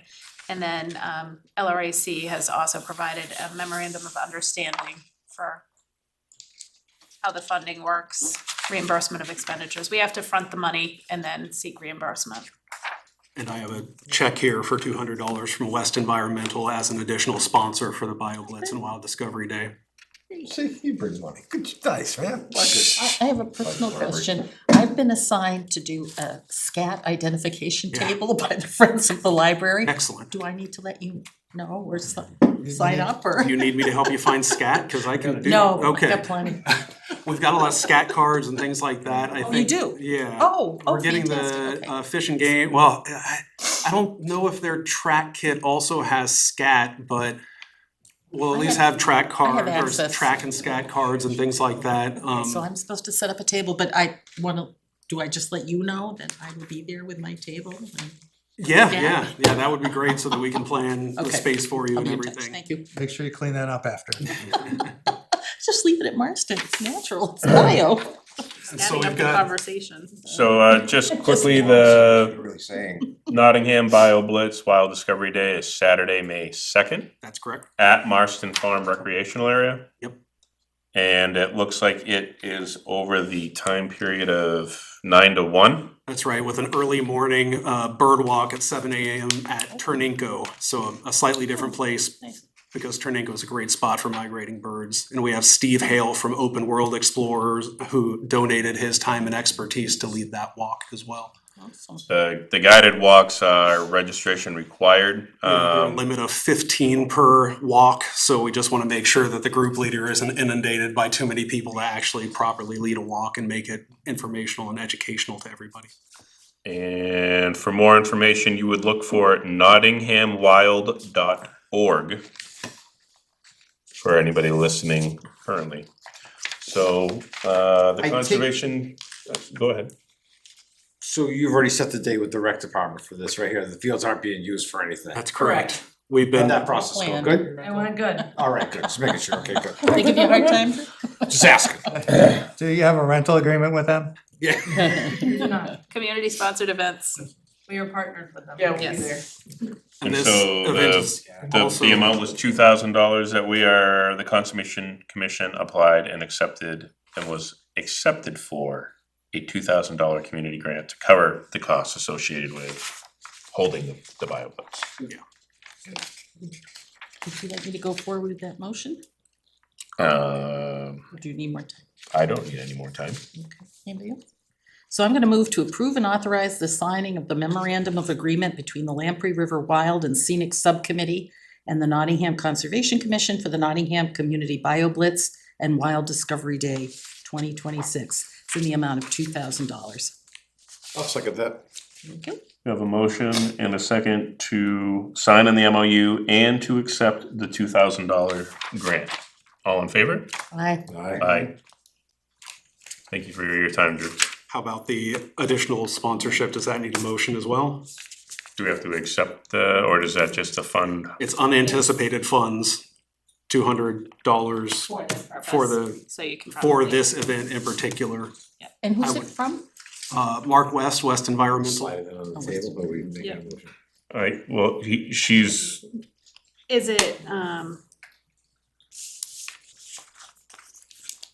it's to the Conservation Commission? It's made out to the Town of Nottingham Conservation Commission, yeah, for $200. So technically, the Conservation Commission can accept, but again, it goes back into the, because it's unanticipated. not for conservation funds. This that isn't you going should- into This is conservation. easier. You should also accept it. So should I make another motion for Yes. this? Sure should. Alrighty, move to approve and authorize the acceptance of $200 from Western Environment for the Nottingham Conservation Commission for the Nottingham Community BioBlitz and Wild Discovery Day 2026. I'll second it. There we go, got a motion and a second, all in favor? Aye. Aye. Thank you. And Thank you. Ellen's gonna sign this one, so. Drew, thank you very much for your time. Sleep well. All right, you're back at the front table. We should have it up here 30 minutes ago. Okay. I'm not gonna take a second picture. Please don't. That's good, Steve. Trying to wrap this up. Good luck with that. So we're on the town beach, right? Favorite topic. We haven't even, yeah, some of this we might have to push off to the next meeting just because I gotta go to bed at some point. And there's a reason why I think they're Need some highlighted. answers, though. Paper, right? What was it called? Filibuster? Yeah. There are so many things in here. I This is know. Clydesdale, this is, which one's this? Nope. So it's a very, I see something. Lost it. Okay, It's after rental, right? After these two rentals? yeah, it's the last couple. Are we discussing the contract? Is that what we're doing right now? No, I sent some questions. no, Courtney sent some questions, there's a page attached to The front This is page. Outlook, Yeah, town with beach. email. this one, it says Town Beach. I gave you the contract because part of this discussion is going to be to do with the contract renewal, like if we talk about amending the hours that the beach is opened. Yeah, I got you. So this, we are getting very close, to Memorial Day. So we are in fact looking for some answers, and I understand if we have to have more discussion, but as we are getting very close, that is less and less time to hire people. So yeah, so I've provided a lot of questions. I am happy to go through each question. Ellen and I have kind of gone back and forth, as well as Charlotte, to try to kind of figure out a path, I guess I would call it, in how we want to approach this as it's getting here.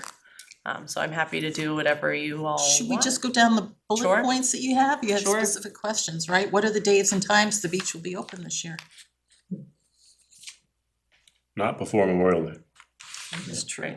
We know that it's, yeah, we know that it's Memorial Day to Labor Day, but as far as days of the week, Sunday through Saturday. Yes, Um, we have the money that was passed at town, or at the election for the gate attendance. My questions are, I manage teens, I manage adults, I manage kids all the way up from, and not kids, they're adults, we manage people up from 14 to 25 years old. I can tell you right now, with after-school care, in 2 months' time, we had over 40 call-outs from that age range. When you're talking about getting a gatekeeper for 7 days a week for 10 hours a day, my math is wrong in my memo, sorry about that, but 10 hours a day, and then It's ridiculous. it's crazy. It's an operation, yeah. And that's during the absolute say. busiest time of year for me. And Building a shed's It's a whole other crazy too. job. We have somebody that's donating labor and materials. yeah, We were gonna stick them in a 4x4 box. Well, that's what, she was in a little cage. She brought her own cage last year. got our own cage. Yeah, so when you talk about that, I mean, there are restaurants that aren't even open that long. Right. During a week, Excuse me. so why I had put originally in my budget, for those 4 employees, was the fact that I knew right now we're gonna have call-outs. You're not gonna get somebody who's gonna wanna work consistently 10 hours a day. Nevaeh was wonderful last year and she did the best she could, but we did call out. We had rain days, we had days where the weather was crappy and we closed it down. We had gatekeepers. But if we do this, then we're probably gonna want our gate openers and closers to be the same people who are operating the gate. And along with that all being said, all of the issues that we have brought up in several meetings, if we just have the gatekeeper, they're not going to be monitoring anything that's going on down at the beach. So I'm looking for some clarity, and again, I'm happy to manage whatever you all want me to manage, but this is just a problem that continues to evolve, and I don't know how to proceed. And again, it's the busiest time. We have over 130 kids that register for camp. That's not 130 a day, but we have 80 kids here a day. And they're our priority. They are. Their As it should safety is our priority, yep. Yeah. And the It's plenty beach to manage is a without town priority, a right? job. But that's a Good job. whole other beast. So I guess I'm looking for some help. And how you want me to proceed, and what happens if we don't get anybody to apply for this position? Are we going to roll with an open beach? I was so hoping that we might get some retirees Yep. interested. If we could divide the day into like 4.5 hour Right, shifts, you right. know? But who knows, right? And Right. I honestly, having opened the gate, you know, like 70 times last year, I don't see any reason for that to be open at 9 o'clock in the morning. I Yeah. mean, maybe 10? I think definitely, you know, we didn't have any stats taken, you know, at the beginning of the week because we didn't have somebody there last year at the beginning of the week, but you have your heaviest use Thursday through Sunday. I don't know if that has any, you know, any weight to it, but yeah. So actually, like close it down a couple of days a week entirely? But I just Why think can't that'll we cause a operate- lot Why of, can't we operate in the slower days without a gate attendant? that's what we did last year. I mean, I went there a lot the past couple of years. I don't really see, I mean, it's mostly parents with their kids. Yeah, I mean, so what happened was you didn't really have new owners, you just had different, you know, like the rearrangement of their property, right? And then they noticed we're having more trespassing, and I don't think people knew what was the town's and what was theirs. Right. And there was a learning curve, and the first year or two, I think, is typically rough. But I believe the heaviest offenders have been trespassed, they've been fined, they've been warned, they've been stuck behind the gate and had been let out by the police. Like, I mean, I think the people that were the noisemakers have generally, now, the Thursday through Sunday, people that like try to get into the state park, and the state park is like, we're full up, and they're like, I have just drove an hour and a half, where can I go from here? I can drive to the other side of the lake and hop in. That was kind of like the, you don't belong here, but it didn't even seem like she turned away that many people. It was like 5 cars, maybe even less, I don't know. she was only there part of the day and part of the week and part of the summer. It's It gotta was be just like really all or hard, nothing. yeah, Like, to I know, think- yeah. I don't think it has to be an all in. The beach is a town, like, it's like the ball fields or something like that, but there'll be times like you can't use those because they're being used for rec sports. I mean, you can't be like, you can't recreate at this beach because somebody once was a jerk here. Like, that doesn't make sense. You have to keep the people that are violating accountable for their actions, but that doesn't mean penalize everybody else. The landowners are complete within their right to be like, you know, we are having issues, what are you gonna do to help? We need to kind of help with that in terms of, I think there are some things we can do with cameras, which just helps them from monitoring, we can help monitor, what do we do with that at the other end? Is, I mean, people trespassing are people trespassing, and they're either trespassing here, or I'm not saying these same people go, but trespassing is trespassing, and we need to hold those people to it. There's just so many question marks though. Are there any fines or repercussions? Like if somebody goes down there and they're a Nottingham person, they go down there during the hours, but then they pull out a bottle of wine? Or, We don't have the personnel to monitor Yeah. any of those rules. They're, no, they do not. I mean, repercussions is if somebody notices it and they give a non-emergency call to the police department, and if the police department happens to be not doing anything else, then they can come on over, then, and then are they asked to leave, or are they fined, or what's the penalty? How do we enforce? That's always been a question How mark. do we enforce? I had those?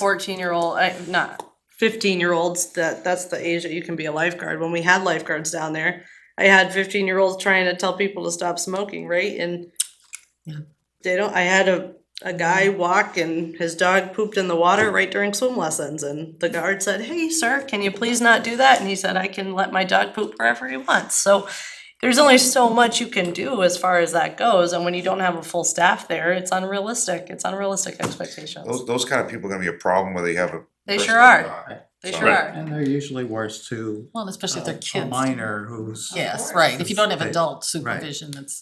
Right.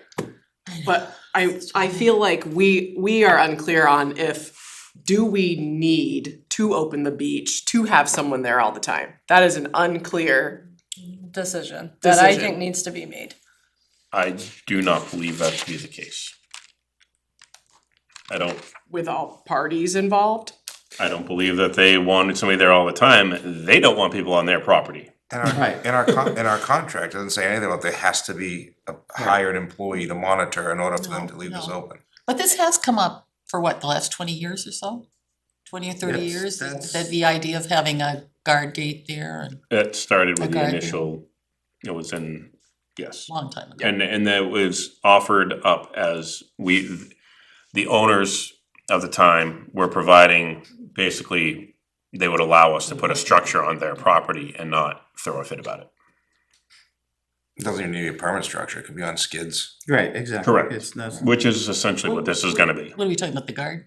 The guard check, Guard that house, skids yeah. move Oh, around they've it, already yeah. given permission, yeah, they have no So problem. these are just those questions that we just need a black and white answer so that we can appropriately House, throw it up there, just move it in the winter. monitor and provide the expectations that you all have for this property, right? So this has been a very hot topic. And we wanna make sure when I'm hiring somebody that I can give them the proper instructions on how to do what they need to do. And that's, it's silly. We have to get a secondary porta potty because we can't let somebody walk all the way down to the beach just to go to the bathroom. One, they're leaving their it's just like the questions go Right, on. it's a long You know, walk to go to the bathroom. it's a long walk. They're gonna need a shirt that identifies them, we didn't do that last year. We're gonna need first aid kits down there. I just need to know what you all want and what your expectations are in order for me to properly hire somebody, train them, get them down there and do what they need to do.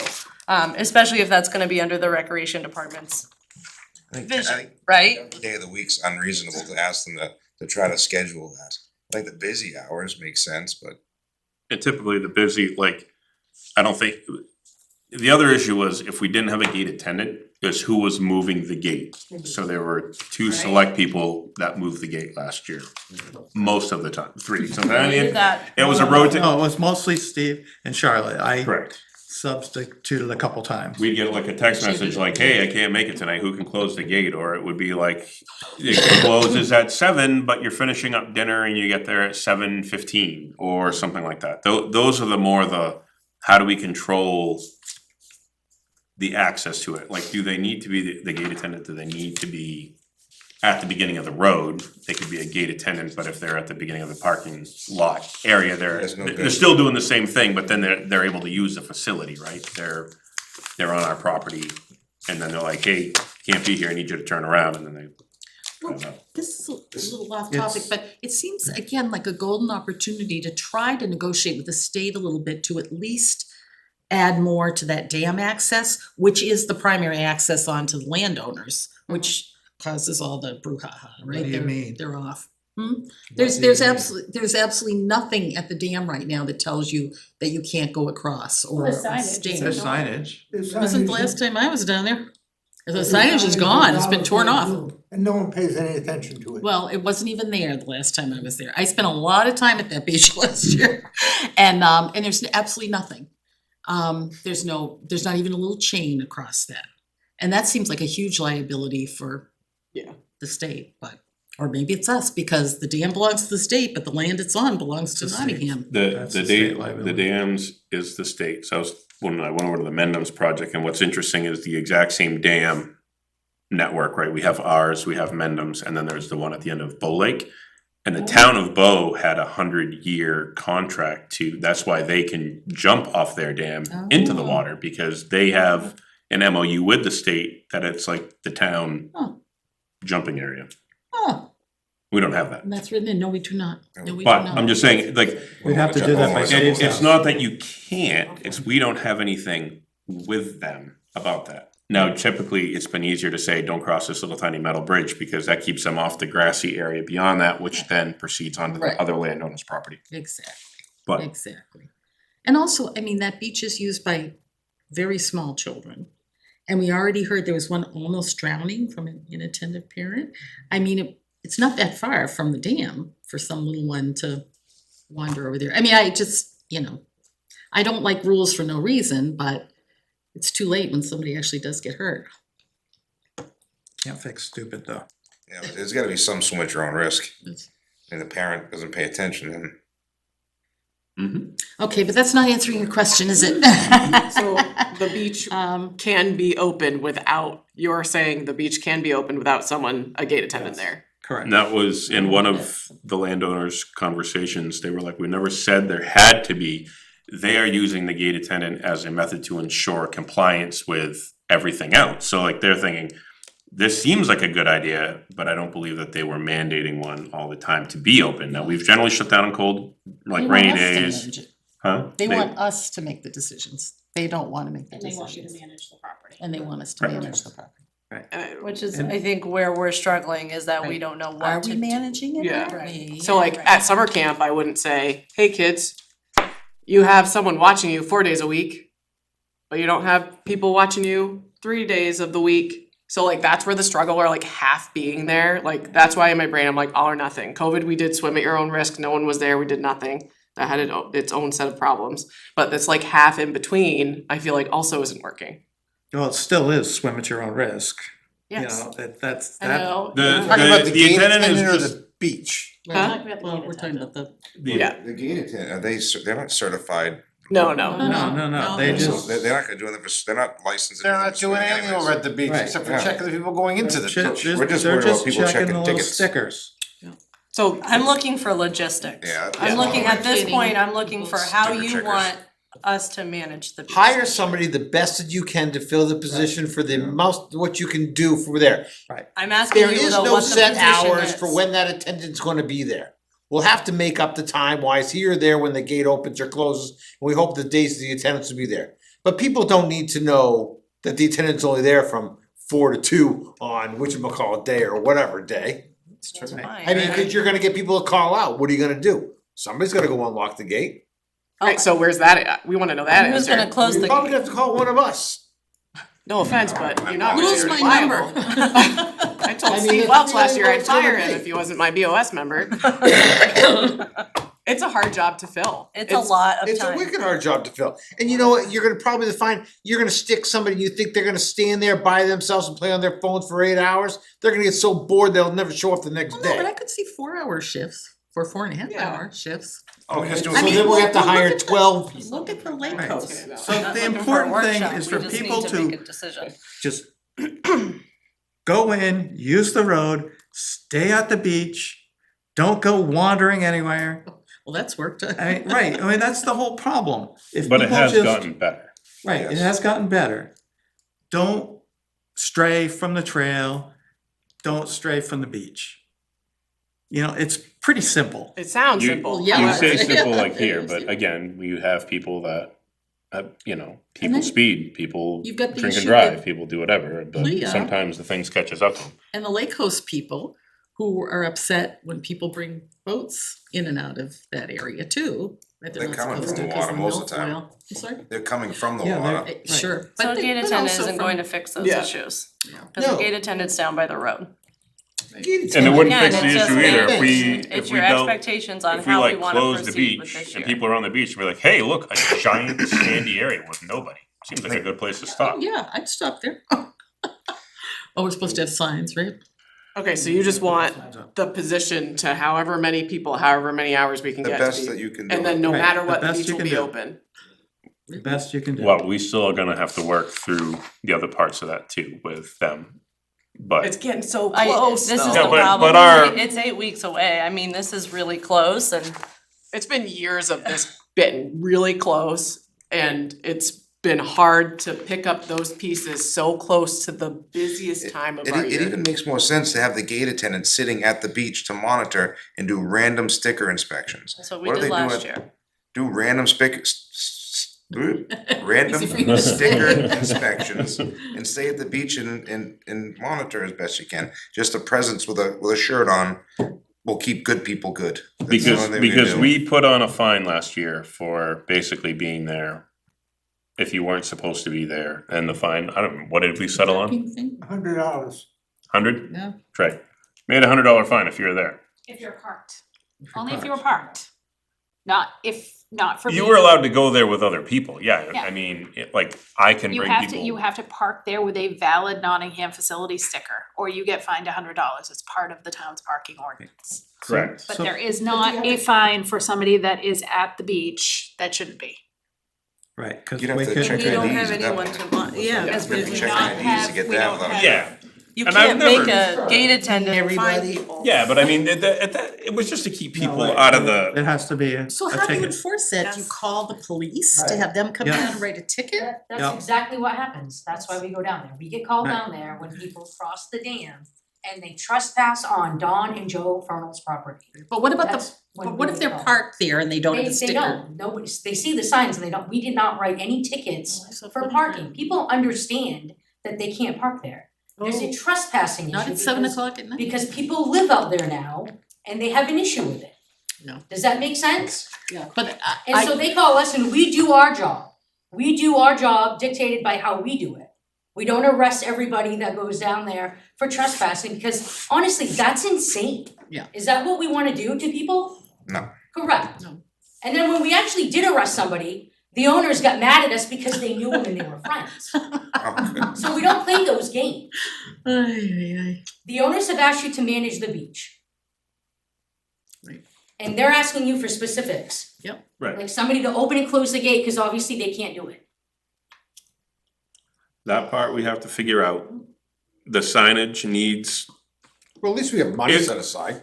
so, We do. the sign, the That's a signage plus. has to be there to say posted property. 7,000. 7,000. I'm sure it's more now, but it's not 19,000. A gate would solve a lot of issues, right? The electric gate, yeah, I was looking, I proposed that over 5 years ago and it That's got what- cut Cut immediately. and then laughed at. So I mean, this has literally been an But- issue It was for a laughed at, very I long would time. did anyone get a quote on a gate, electric I gate? laugh? Anyone Not got by a you. quote on it? Not by you, budget Okay. committee laughed at us. Yeah, somebody specific. Yes. And yes, you did have a proposal of cost. At For that the gate? point, I did. yeah, you did, right, Mhm. I remember. And would it be opened on a timer? Yeah, Or- Yeah. just A lot controlled of by those your can phone. work. They'll just So if we're open, not really gonna manage it, if we're just gonna let people go down sometimes, then why don't we just do that then? Yeah, Honestly, a gate would probably be more reliable than a human. they would, Hey, and then we could. hey, The human, But I we need do. to see an updated cost, because the tough thing is that a gate requires electricity, and It then does. that's, I did look into solar, but some need that backup, I believe. and it's And we on, would probably need to cut down Dark. some trees over there, which is correct, not our it's on the property. shady side of the street. So And it has to come that, from there the other is side some of the road. logistical things that would, have to be worked out, but do a long extension cord to my house. perfect, but and I think cameras would go a long way as well, and I know Ellen's talked about that with us and getting that, but then it comes down, who's monitoring that, right? On a Sunday afternoon, who's monitoring those cameras? Right, no. Um, You're gonna monitor when you're alerted of a problem, you're gonna go Right. back and you're gonna check the feed, you're not gonna get them Correct. in action. Cameras Right. only allow you to recreate what happened, Correct. and then Yeah. assign the appropriate fines afterwards. Right. That's what we want. Correct. But we It's the don't, purpose for the camera. correct. It's not to The watch signage, everybody I believe, that's pretty going much worked. If you No. walk in and it says, if you don't have a ticket to be here, you're gonna get $100, most people are like, I ain't dealing with this, I'm out of here. And that was why we made it $100. So what if we did a quick Enjoy myself. switch and just went to the gate, if we can? And then what do we have to tell, It's a very what do we do outdated with our quote. budget? Like we voted for money for gatekeepers, but, or was it just for maintaining? How much money That's did an we get for electric gate? gatekeeper. Well, I know, but It I'm is, saying for it's, sure. well, yeah, there you go, okay. It is an electric gatekeeper, but I believe the thing said that for the manning of a personnel, so we'd have No, to we check. took it out and we put it back in the operating Yeah. budget, It's so in that's operating off the budget. table. Okay, so that's not a problem. right, it's operating budget. I'm happy to look into quotes and Alright, but we what I do. can find, but yes. that's not It gonna is- solve the issue in it 8 is weeks. a- No, and whatever No. money is left over, we could potentially fund another Nevaeh as a beach monitor On the busy days. on the busy days and still having a person It's really the down there with weekends eyes on and it. the really nice days that See if like, you can but get really an adult. Thursday through Sunday is like the prime. But And if we can get an automated gate, that would be fabulous. we do have the challenge of powering it, so that. But it's not, I mean, we can tell the electric company, we say, we need electricity here, Just there's do it. poles near Can't it. be more than 19,000. We'll run a service, we happen to be a municipal company, we have a backhoe, we can dig a hole to the pole and make that up. I like the way you think. If we do put service there, that at least solves part of the camera problem too. Yeah, It does. well, yeah, cause I was gonna go cellular, but And I mean, all we have to do is add, the battery. Cellular, but the person only has to be, they can just say, you know, we can have signs that say, the gate will auto close at this time. You will have to call the police to get out, and they can get a fine or something like that. Yeah. What's that, Bo? $50 to get out. Yeah, Yeah, You won't Right. get stuck very many times. right. seriously. besides having a blaring horn at 6:30. Is that a solution? I mean, not I really think a that would be solution, better, but some is of the that other better questions than? were like, what if it's rainy, if they don't come in, then who do we cancel, and then how do we tell the whole town that we've canceled and you can't go to the beach, like. Yeah, no, it still can Right. be open if there's nobody there. Right, but with the, that's if we had to have someone open and Right. close the gate, so that was a problem that we had Yeah. before. Or if it starts to thunder and lightning in the middle of the day It won't, and. yeah, and it Yeah. won't stop walking people, Right. it won't stop that And once they problem, have some, I but, have to you know, say. hopefully with all of the discussions we've had the last couple of years on it, people know they're not to walk down that path, right, off Read hours. the signs. Well, People don't people read. don't, so that's Don't for read sure. it. Right, it's simple. Then they're breaking the laws. It's the guy that sees the sign, says the speed limit's 35, or in town, the speed limit on all roads are 25 miles an hour unless marked otherwise. People break the law every single day. Yep. Yep. And if there are no consequences, then why not? Again, I will walk my dog down there. there's a you know? consequence, there's a trespassing consequence. No. Was this the current? There's a consequence for contract? speeding, Is it's a the- ticket. This Yeah, is somebody catches the you. revision, so technically the way the That's just how life I'm sorry, works. the way the agreement is worded, technically unless either party come forward 30 days before the expiration, which is the Friday before Memorial Day, then it would just automatically renew, but again, with the variables of, you know, whether we're gonna be talking about changing the time or Is the yellow marked in here things the that, yellow is stuff that I've updated, so this is a draft for 2026. If we make any changes. So like, I don't remember us saying against bicycles. no, that's a highlighted change that I'm adding in there. What time did we have before? It was still 9 to 7, but it was up for discussion. Okay, alright, that's, We don't have the current copy of the beach rules, do we? We can add a fee thing ourselves if we, you know, it's in the town. No alcohol on town property, we can, Yeah, you can create an ordinance, you we just can have to create do an it through ordinance that public if she sees something and she says, I think this, and we think it's an issue if they're being disorderly, we have fines for that. And then we can say, we don't need people like that to get, like our gate attendant, to get into verbal altercations with people that are being disorderly. No. There are laws for being disorderly, and then typically being arrested tends to wisen people up to that. I'm not trying to overburden the police department with nuisance things, but at the same point, if people are being disorderly, if they were out here at the ball field and they were belligerent and or whatever, we would get people involved. That's what we would do. So I mean, and typically the people that are gonna be problems are generally problem people. Most of them, if you say, hey, this is whatever, people will be like, I'm sorry, I didn't realize that. So it just needs to be clear where the land is. Yeah, I think we're also asking for just clear messaging too, for the website, all that stuff, so that we can just make sure Fair, that we're yeah. advertising what you all agree on and what, We'll have to double check with the Tell state the for the signage, again, like a chain or whatever. I mean, we can install the chain We're up. gonna be installing a sign on the beach that says like, no no boat, no no, boats, yeah, no boat landing or whatever the heck it is. Except We should when put I a put sign the- right there at the entrance, still enable people to be able to walk on to do the bridge maintenance, but like, you can't ignore the fact it's right there. Yeah. Just put it on the town property, done. More signs. I don't know, I hate you lose the natural beauty of the place by just having stupid signs up there. It's a shame, there are like too many signs and then you just ignore I don't know. more signs. right, it shouldn't be too horrible for like two wondering, like, signs. I mean, there's a Good. sign Do right we on go the forward with shed, that? that stately, beach attendant Right on like the, we did last Yeah. year. But a Right, lot yeah, of it right. is like such old stuff, it talks about lifeguards and all that stuff on that. I thought it They said need a couple signs Not near needed. the water edge. Well, I mean, like, You you putting can in still the- use it rather than hiding in the shed. Putting in the beach lines again? Yeah, don't worry Yeah. the beach lines. That would be great. I got- We'll put them in. We're not experts on that. It's a That's group I of have us that like like. bootlegged that I for parked my years. boat on the Down beach your boat that around day. those lines, John shows up after they're in So play. that's the exception to the boat rule, when the lines go in and Yes. the lines go out. Yes, yeah. So if. Because we have to inquire anyway about getting in there early to clean it up, make sure the road's good, make sure the beach is good.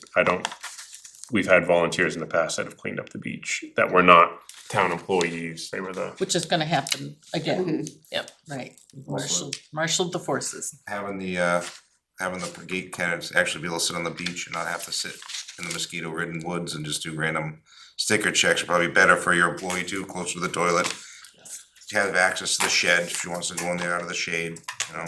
I mean, yeah, you just walk around the property. Random. That would be the thing, you know, they walk around, they take a 10-minute tour of the property, they get to see everything. Yeah. And then, oh, I'm gonna go through the parking lot, And sit on the stickers are beach. good, I haven't seen a new car, I'm gonna go back out here, work on my tan, I whatever. would like to recommend we have two if we can. I'll ask Nevaeh if she is interested in coming back. I haven't checked in because I didn't have details yet, but I do think, you know, just because the nature of it with call outs and things like that, it would be ideal to have two people. You can get a couple people. Yeah, especially until we get the electric gate situation. Why don't we change the hours to 11 to 7, make it 8 hours? The sun doesn't go there till 11 o'clock anyways. know, It does It's not, it chilly, is yeah. cold. I wouldn't don't mind. know. Used to take kindergarten kids there in the morning and it was. All I can tell you, there's nobody there at 9 o'clock in the morning. Not that early now. And I would probably agree with that, except that we hear people complaining, Tough, let About them complain, reducing I don't give a hours. crap, fine. It's like, you know? We're not gonna please everybody, we're gonna set rules, and the rules are gonna be the rules, and people are gonna bitch at the rules and screw. But do we want it, instead of a 11 to 7, do you wanna do 10 to 6? If Oh, the but gate it's still sunny out opens, big time. I went there in the evenings after work, my kids. yeah, Nice. yeah, Yeah. I'd Yeah. rather do Seven- the 11 to 7. in the middle of But you summer, also might even 7 get is. some other retired people, as we said, that might actually do it too during the day. And maybe Or we they can get somebody in the overlap only afternoon. for a couple hours in the middle, and then they start I'd love to early see if and a go couple of late. retired people or somebody from PLEA or some conservation-minded person or a person who loves water snakes or turtles, they would like to take this job. So obviously there's more we need to discuss, I don't think we have all the answers. I know, but it's that like you wanna getting have so- something. But I mean, can we tell them to, well, we don't know, right? We gotta find out if you can put an electric gate in there. Just make the rules black and white, get the thing for the gate. You know what, put And up, just make this black and white, put up just end the something for discussion. hire. Why do And we keep if you talking about find every somebody, hypothetical then just situation? tell them, oops, never mind, the job's not available. Well, I think, it sounds like, and I'm not speaking for you all, that we wanna look into getting an automatic gate. Yes, And then if we can get that, to have a few people circulating the town beach area and parking area to monitor sticker use. Perfect. But not mandatory. The beach can still be open without them if you can't schedule it to the best of your ability. Maybe, Okay. And maybe that spot doesn't, checks are we better. wouldn't have to reduce hours if we have an automatic Right. and gate. guess what, if it's raining, no one goes to open the gate and somebody complains about it, tough. At least Let them until, come in front of the board and explain to them Yeah. why it's so terrible that they couldn't go sit at a beach on a rainy day. I'd love to have that conversation with them. I doubt they're gonna show up. Forget it. Okay. So this conversation's really almost getting to the point where It's, Yes, it's it's been crazy. almost ridiculous. Yes, it's ridiculous. It's a waste of our time here. Yes. thing up and we'll do it to We the best of are- our ability and we'll work on electric gate. We are trying to the best of our ability to ensure that we are not getting into an area where the landowners Say no more. that's where the issue comes Right. in. You're Listen, working with them. And wait a second, we are working the best we can with them. Correct. If we don't meet their expectations and they wanna go to a level of saying that we're closing the beach, guess what? The boards did everything it's did, it's not our fault. Done. And I mean, the beach does belong to the town. You But don't just again, leave something and not manage we're it all in any way, shape or compromising. form, you know? And that's what we're doing. It's about a compromise. Yeah, I think we're gonna do the best we can, but I do like the idea of non-automatic gate. Hi, Steve, what do you got? I believe that there was a warrant article, did that specify that it be a gate attendant? So We already had that discussion. Yep, We move that from a warrant article into the operating Well, budget, so he's talking about that other warrant article that failed. the anyway. original one, The one that failed. oh, that thing said we were gonna try to. That's to Pink buy building. the land or to Right, revalue, that was- that that failed, was- that Are failed you hard. talking about having a gate attendant? The, what are you talking about, I Steve? want him to, go ahead, Steve. I just remember that there was the original thing that you all agreed on, that there was a gate attendant. We originally were gonna have, But that was not a warrant article. No, no. it was for a small period of time, Elaborate. and then we put it into the operating Good, budget. okay, so you're clear to do it, sorry. Yes. Yeah.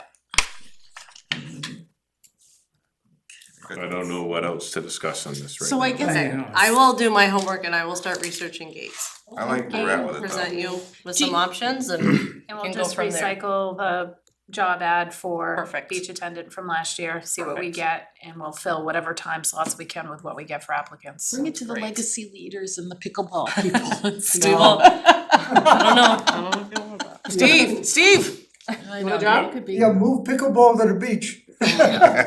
now we're going off the rails. So, I think that is helpful for now. Can we finalize this by next meeting? We've got to, right? Yeah, I think that would be appreciated.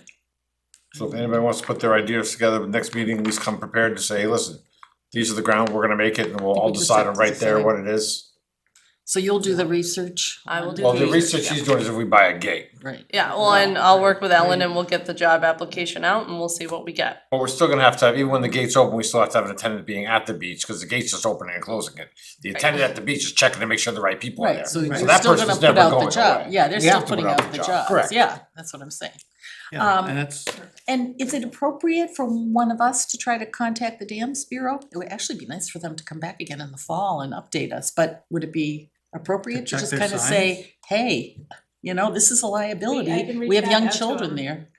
I mean, I don't mean to stick it on you, but No, I I mean, think that's like, I had appropriate. contact with them last year, and so what I got for an explanation is that it should not be chained, because then you're actually putting them at more risk with somebody trying to like move over the chain, so It's all like they we could used do to was have a limit it chain to the there. sign. is The Dolph still sign was blocked there off? last summer, so if they've been. There was a removed- metal gate that slid open, that swung open like Yeah, this. yeah, and then there was Right. just a chain, and then the chain got, But again, you taken know, the off and the liability is sign's if been you're an taken off, idiot, you yeah. go do something dumb, it's your fault. yeah, but if you're a kid, He was an idiot because you're not paying attention, that's your I'm not talking fault. about like a 3-year-old kid, you know? What's a swimming there. 3-year-old kid gonna be running over there What's for? a 2-year-old kid doing almost drowning at the beach? Again, bad parenting. Well- What are you gonna do? Stop the world because somebody's a bad parent? We see that every day with I don't wanna have crackheads. anything Never to mind. do with Hey, Steve, go ahead. I just can't- This is conversation, I'm just John, done. welcome They- back. I'm absolutely done with this right now. They Let's removed go to the the next gate, Monday. what? Dolph Dam, they removed the gate and they put up 2 signs saying you are trespassing. I have not seen them ever, that has never been enforced. But they do have, at least at Dolph Dam, 2 signs saying you are not allowed to be there. Okay, You but see, they you removed see the people gate. every week on your dam next to your house all the time. Damn. All the On damn your time. dam. Yeah, Yeah. so, Oh, so That's the it liability, sounds so if they like, fall, that they're like, you weren't supposed to be here, sorry, you can't sue us. What's the same one at the other dam? It's not a public beach there either. right, it sounds like It's they, private property. they took the chain down because of liability so that people don't trip over it, but and just put up signs, as long as there's signs there, if Yeah, that's what yeah. the state, I mean, that'd be the something state at least, assumes but- that liability themselves, that's not our liability, that's the state's liability. No. So, Literally no, go it drown definitely in is, Fundy at the it's boat the launch. state's Again, it's liability. Dumb cover. Even though the dam is on The town state, property. it's the state's The property. dam is not on No, it's town not. property. Yes, the it dam- is. The dam is in the water. It's across the water, which is the state property. That's not what I was told by the state. They told me the dam belongs to the state and the land that it's on Right. belongs to the town of Nottingham. Yeah, so you're talking about the abutment from one side to the next, just that little. That's right. Again, somebody gets up onto the On dam, that. on that bridge, that causeway, whatever you wanna call it, that is state responsibility. Yep. Good, okay. Yeah, once they take And how did they get there? Oh, on the trail that we made.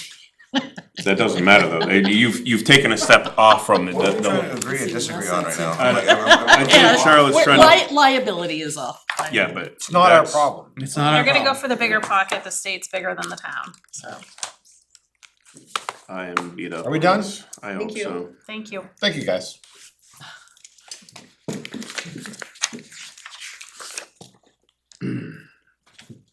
Well, with that, we gotta go back to your administrator report to go through the appointments in the backside of it. Cause That's going to make departments efficient by appointing the people that need to be appointed and go to there. So, is there anything we need to discuss about these appointments? The only thing that I wanna bring up about the fire chief, which I just discovered that today, I was looking back at the appointments, we had appointed Matt to be chief until January of '26. However, with the change of the bylaws, he's technically the chief until he decides to no longer be the chief, at which point we advertise the position. So just for clarification, I put an appointment form in there, open-ended with no expiration date. So we can at least say, okay, from 26 forward, he's the chief. Sorry, Matt. You're voluntold. So I can't even find that. I'll make an appointment, It's I'll make an towards the appointment, well, I'll make a motion It's on to the back appoint way. Matt Curry as fire chief with an with an open-ended date. I'll second that. We have a motion and a second. All in favor? Aye. Aye. Aye. Thank you, John. I'll move to appoint Alana Kenny as municipal registration agent to the New Hampshire Department of Motor Vehicles. I'll second that. It's on the backside of my report. There we go. Can't find your report. We have a motion and a second.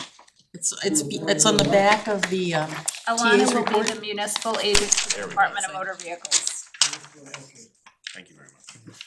All right, so we have a motion and a second to appoint Alana Kenny as a municipal registration agent to the New Hampshire Department of Motor Vehicles. All in favor? Aye. Alright, I got a question on Conservation Commission. Yep.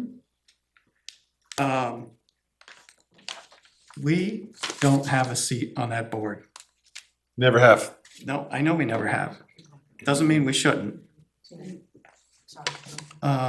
Why? Why? Well, They're making a lot of big purchases. they're making a Change lot the of big face of the town, purchases. yeah. Yeah, but they can't make a purchase without coming to see us. Yes, they can. They have to have a hearing, And we get to say no.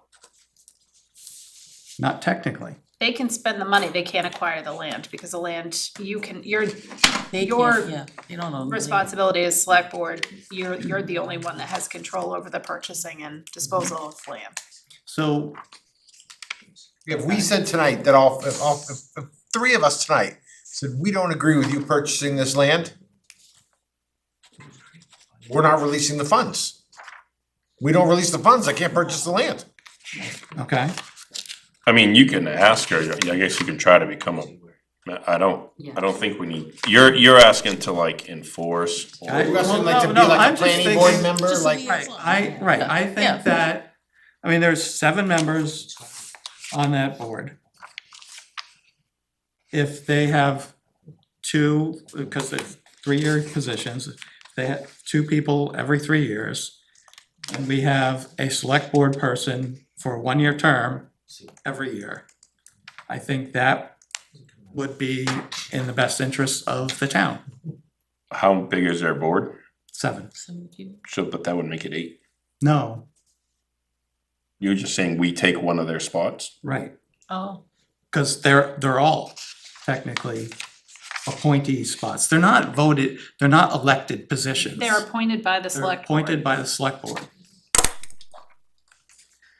And I think that's why it's important for us to have a select board person on that board.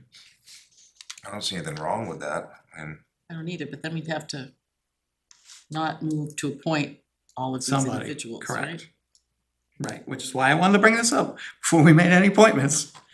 I mean, We give them a heads up and do it next year. Or next, does next somebody, meeting, sure. before we even we think about that, does somebody wanna commit to then being on that? Because I do not. I'd nominate John. Right, you feel like you don't do enough as it is, John? I would do it. At least the first year, you know? Oh, Oh, no, we're sending you, you'd be stuck in there for 3 years. No. I'm, I may not run. But then how do we deal? The only thing I I'm don't nervous know. about It's- that, I mean, like, if you appointed a select board member as a representative to the Conservation Commission, it doesn't technically give you any voting rights. So like there's no ex officio like there is on the planning board. Oh, there Right. isn't. It's- So I guess what would be the intended purpose if you're just looking to be the liaison and kind of, It wouldn't be it would be an appointment to that board from the select board, right? Yeah. As a select But no person, voting as a rights. person, they would still have voting rights. so again, you would be taking one of these three people off. Correct. Okay. That's what I was saying. It would be an appointment from a select board person as an appointment. I don't think that's a terrible idea at all, but I just feel like we should give them advance Right, notice. and that, They've yeah, already I had their would not people. disagree with giving them advance notice. Like, maybe next year think about this, who Or, we remember next year. I mean, or just have them kind of decide who. Maybe they'd welcome that, I So don't know. next year it's between Sam Demerit, Susan, actually Susan Mooney's this year, so Sam Demerit and Mary Colvard.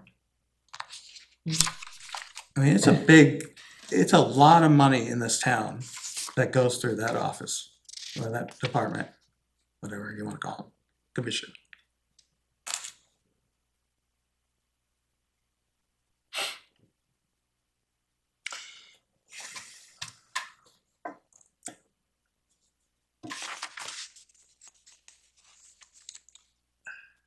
I still see John's point, like they highlight what they would like and then they come to us and then they've already done, I don't even know if I could bring the level of expertise that these people are to highlight these lands, and they come to us like, hey, this is a really good property, and then we talk about it. And then they're like, this is what we wanna spend our money on, and we're like, okay, but us going there and then, you know, you're like, okay, what type of reptile is this? Should I care about this reptile? Like, they're like, of course, this person's an expert in these reptiles and why this vernal pool is so exciting or something like that. Like, I think they have a job to do and then they come to us to say, like, we've done our, you know, like with the property we talked about out back. They could have been like, you know, we've looked at it. We don't wanna buy it. They could have been, right? And then it would have just been, we moved on with whatever that would should have been. But the point is, like, they came to us, they did their vetting of it. I don't think that. I don't know. They do I a lot don't, of Their vetting expertise. process is also making sure that they can get the money to do it. Right, that's And true. they're also vetting process is what they do, and again, trust me, I've had my ways back and forth with the conservation, I'm not gonna say I was always their best friend, not saying I wasn't there, but you know, they're also talking with a lot of the residents in town, and they're able to get into talk to them about this. And some people, you know, their transactions wanna be private. So when you sit there as a select board member, right, you're not a select, I mean, what are you gonna come back, report all the private stuff that they were talking to the private homeowner from? No, because you, So what's the purpose of it? Again, I'm just, well, it, I mean, think, cause I always wanted to know, so what do you think about buying? And they wouldn't tell me what they were thinking about buying. Because I technically didn't need to know until they actually came in front of me with something worth to no, buy. so that's because you can, I don't wanna that would be like a influence. 91A thing, not 91, is it? Yeah, 91A thing, for purchasing of property that you wanna keep that in a non-public. So yeah, that's a non-public thing. You wouldn't, Yeah, but they you don't wouldn't put it in validate non-public. that. Or in, you know,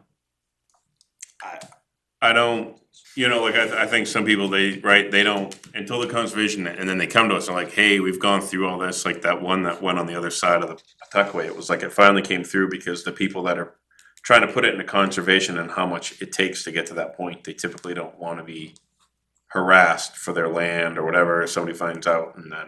Then you guys, the developers are coming down there, and then when that happens too, you know, the developers coming through and maybe they'll make a stupid deal and that land doesn't go into conservation.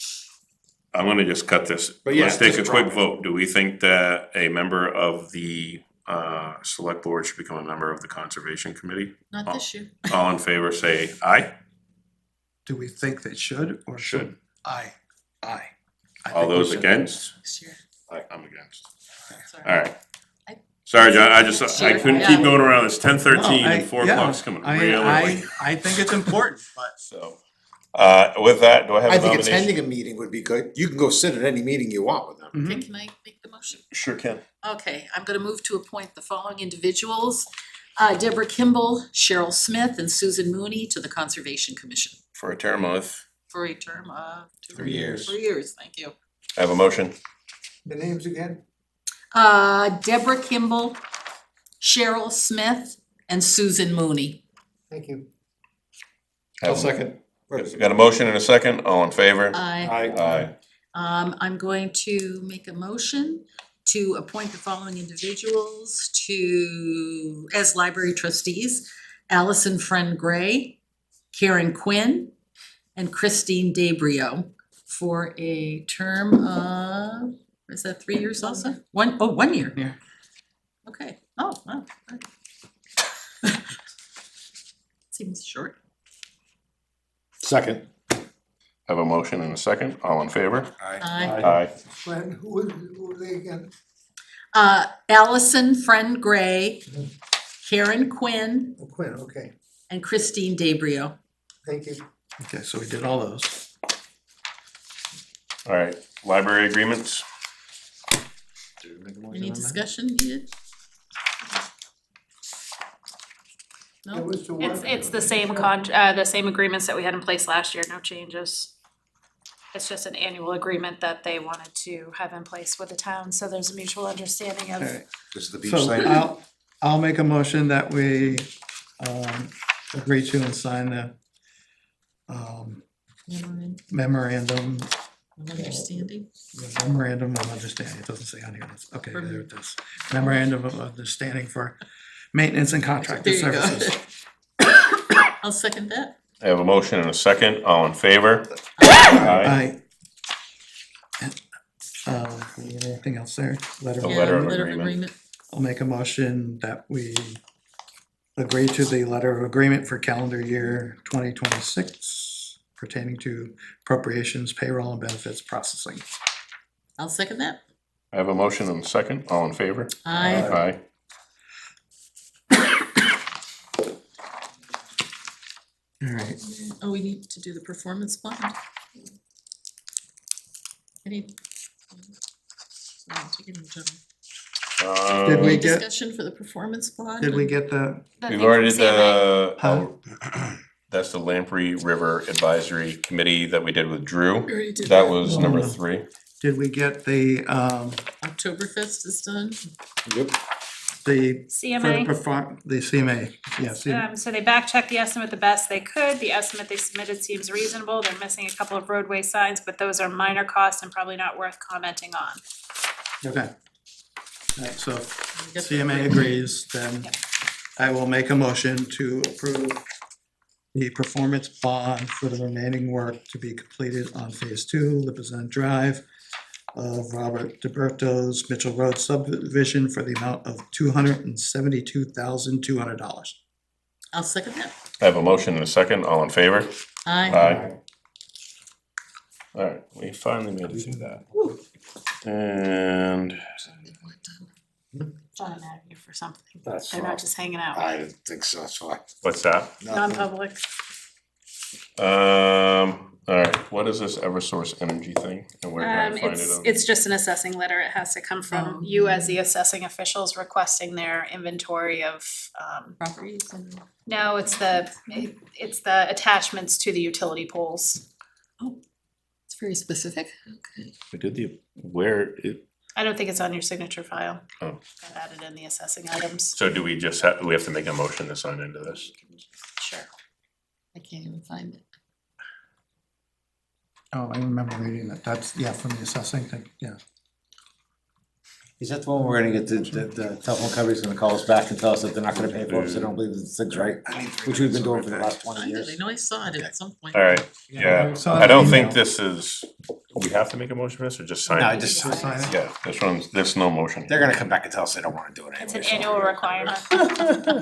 No, they You did- can they start did it for signing 20 that. years. Just never do it. Alright, first quarter budget review is not happening tonight. I'm sorry. Don't worry about the 91A policy either, cause I just drafted it. Oh, good, so Yep, we'll have a I'm chance done with to that. look at that. Issues from prior meetings, so Mendel Road, we got nothing. DeBerto Mitchell Road subdivision phase 2 performance bond is now completed. I'm gonna cross that out. Done the town beach. Town Beach has been progressed another snail's pace forward. Next meeting will be the Q1 budget status review. We're gonna set up a workshop for the personnel policy, and we can, do you think that we can do another one like the municipal facilities in there, or should we just? Do we need a workshop to, are we close to finishing them down beach?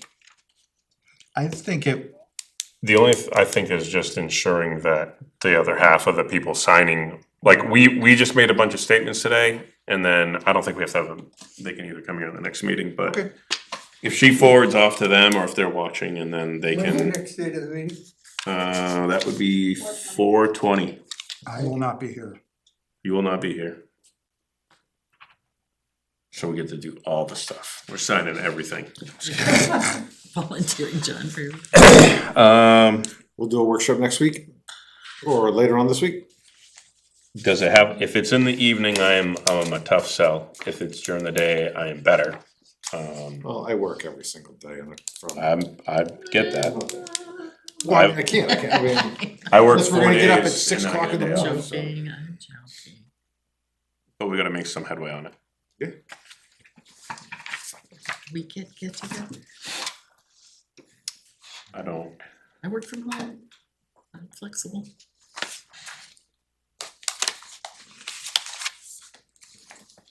so we would do a workshop, and then we would present our findings of the workshop to vote on at the next official meeting on 4/20. Correct. And let them probably have some sort of discussion on it, whether everything we did or not.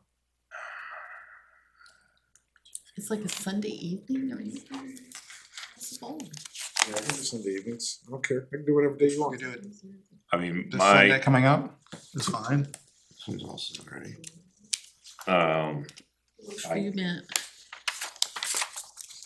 what is on Wednesday, the 15th? That's probably not much time. I'm looking at Wednesday, these the off. Tax day. Huh? Tax day. Tax day. Death and taxes. Oh, and NHMA has a Zoom workshop on budget caps. At 1 p.m. I don't know if that's enough time for like people to respond back to whatever, but.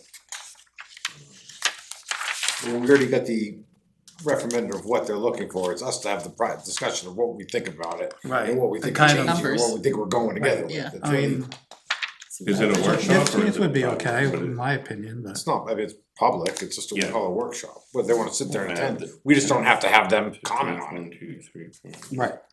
Half an hour. It's not open for discussion with the public, the public is more than welcome to sit here, Yeah, but we don't have to include them in our conversation. So did you say? I think we have to have I have the 15th off. So you wanna so- spend your day? Well, it's whatever. I could do the 15th. This I a could do daytime But I thing, think we that gives keep us it in the enough same time hours. for you to kind of compile After- and after to work give hours. a, instead of, To give you a draft agreement then. I you would can rather find you have changes. giving, yeah, a lot better, something put together that gives you a week and a half. Yep. Right, the And then- 15th should be, I mean, again, it's that's been, fine. Cause if we discuss it, it's gonna go everywhere. So I would rather see what she can kind of get us close, and then we can like chisel that away after that. So the 15th, What time? is the departments they're quoting, let's make sure we get what their salary is too, so we know exactly we're comparing apples to apples. Because they're paying 20,000 more than what the other people are paying, but they get all these more benefits and it wouldn't work out that way. But not that I think it's going to, but I'm just. Right, and you're I mean, not if gonna we wanna do know get, those numbers. and What time on Wednesday the 15th? if we're really working towards getting the seniors to retirement, that's a big chunk right there, that's gonna be very expensive.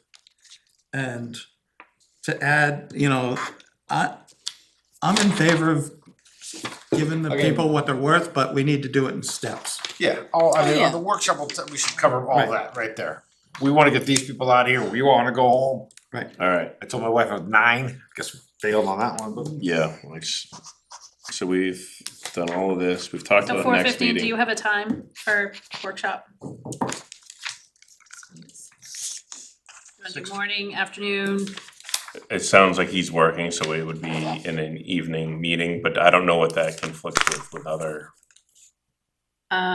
Wednesdays is just, this meeting's free, I mean, this room is free, Unless it's planning. Planning board, unless it's planning board. No, planning board has nothing on the not, fifteenth. not the fifteenth, that shouldn't be right, It's clear, yeah, right. Alright, so pick a time.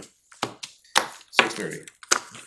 6:30, all right, John? Actually, speaking of this, a nice segue on something we were gonna discuss about potentially holding the meetings at a different time besides Oh, right. 6:30. We can put that on the workshop schedule too for a quick thing, conversation. Well, I We just. can change it on that day if we wanna. Sure. Well, I don't think we can do it right now. Thank you. Yeah, it should be a quick one, right? Do you guys, there What are people's were some preferences? discussions about Hey, holding. I the love 7 select- o'clock. For me, it doesn't, I'll do 7 o'clock all the time. I'll second. That's my thing, but if it's not gonna work out, then It's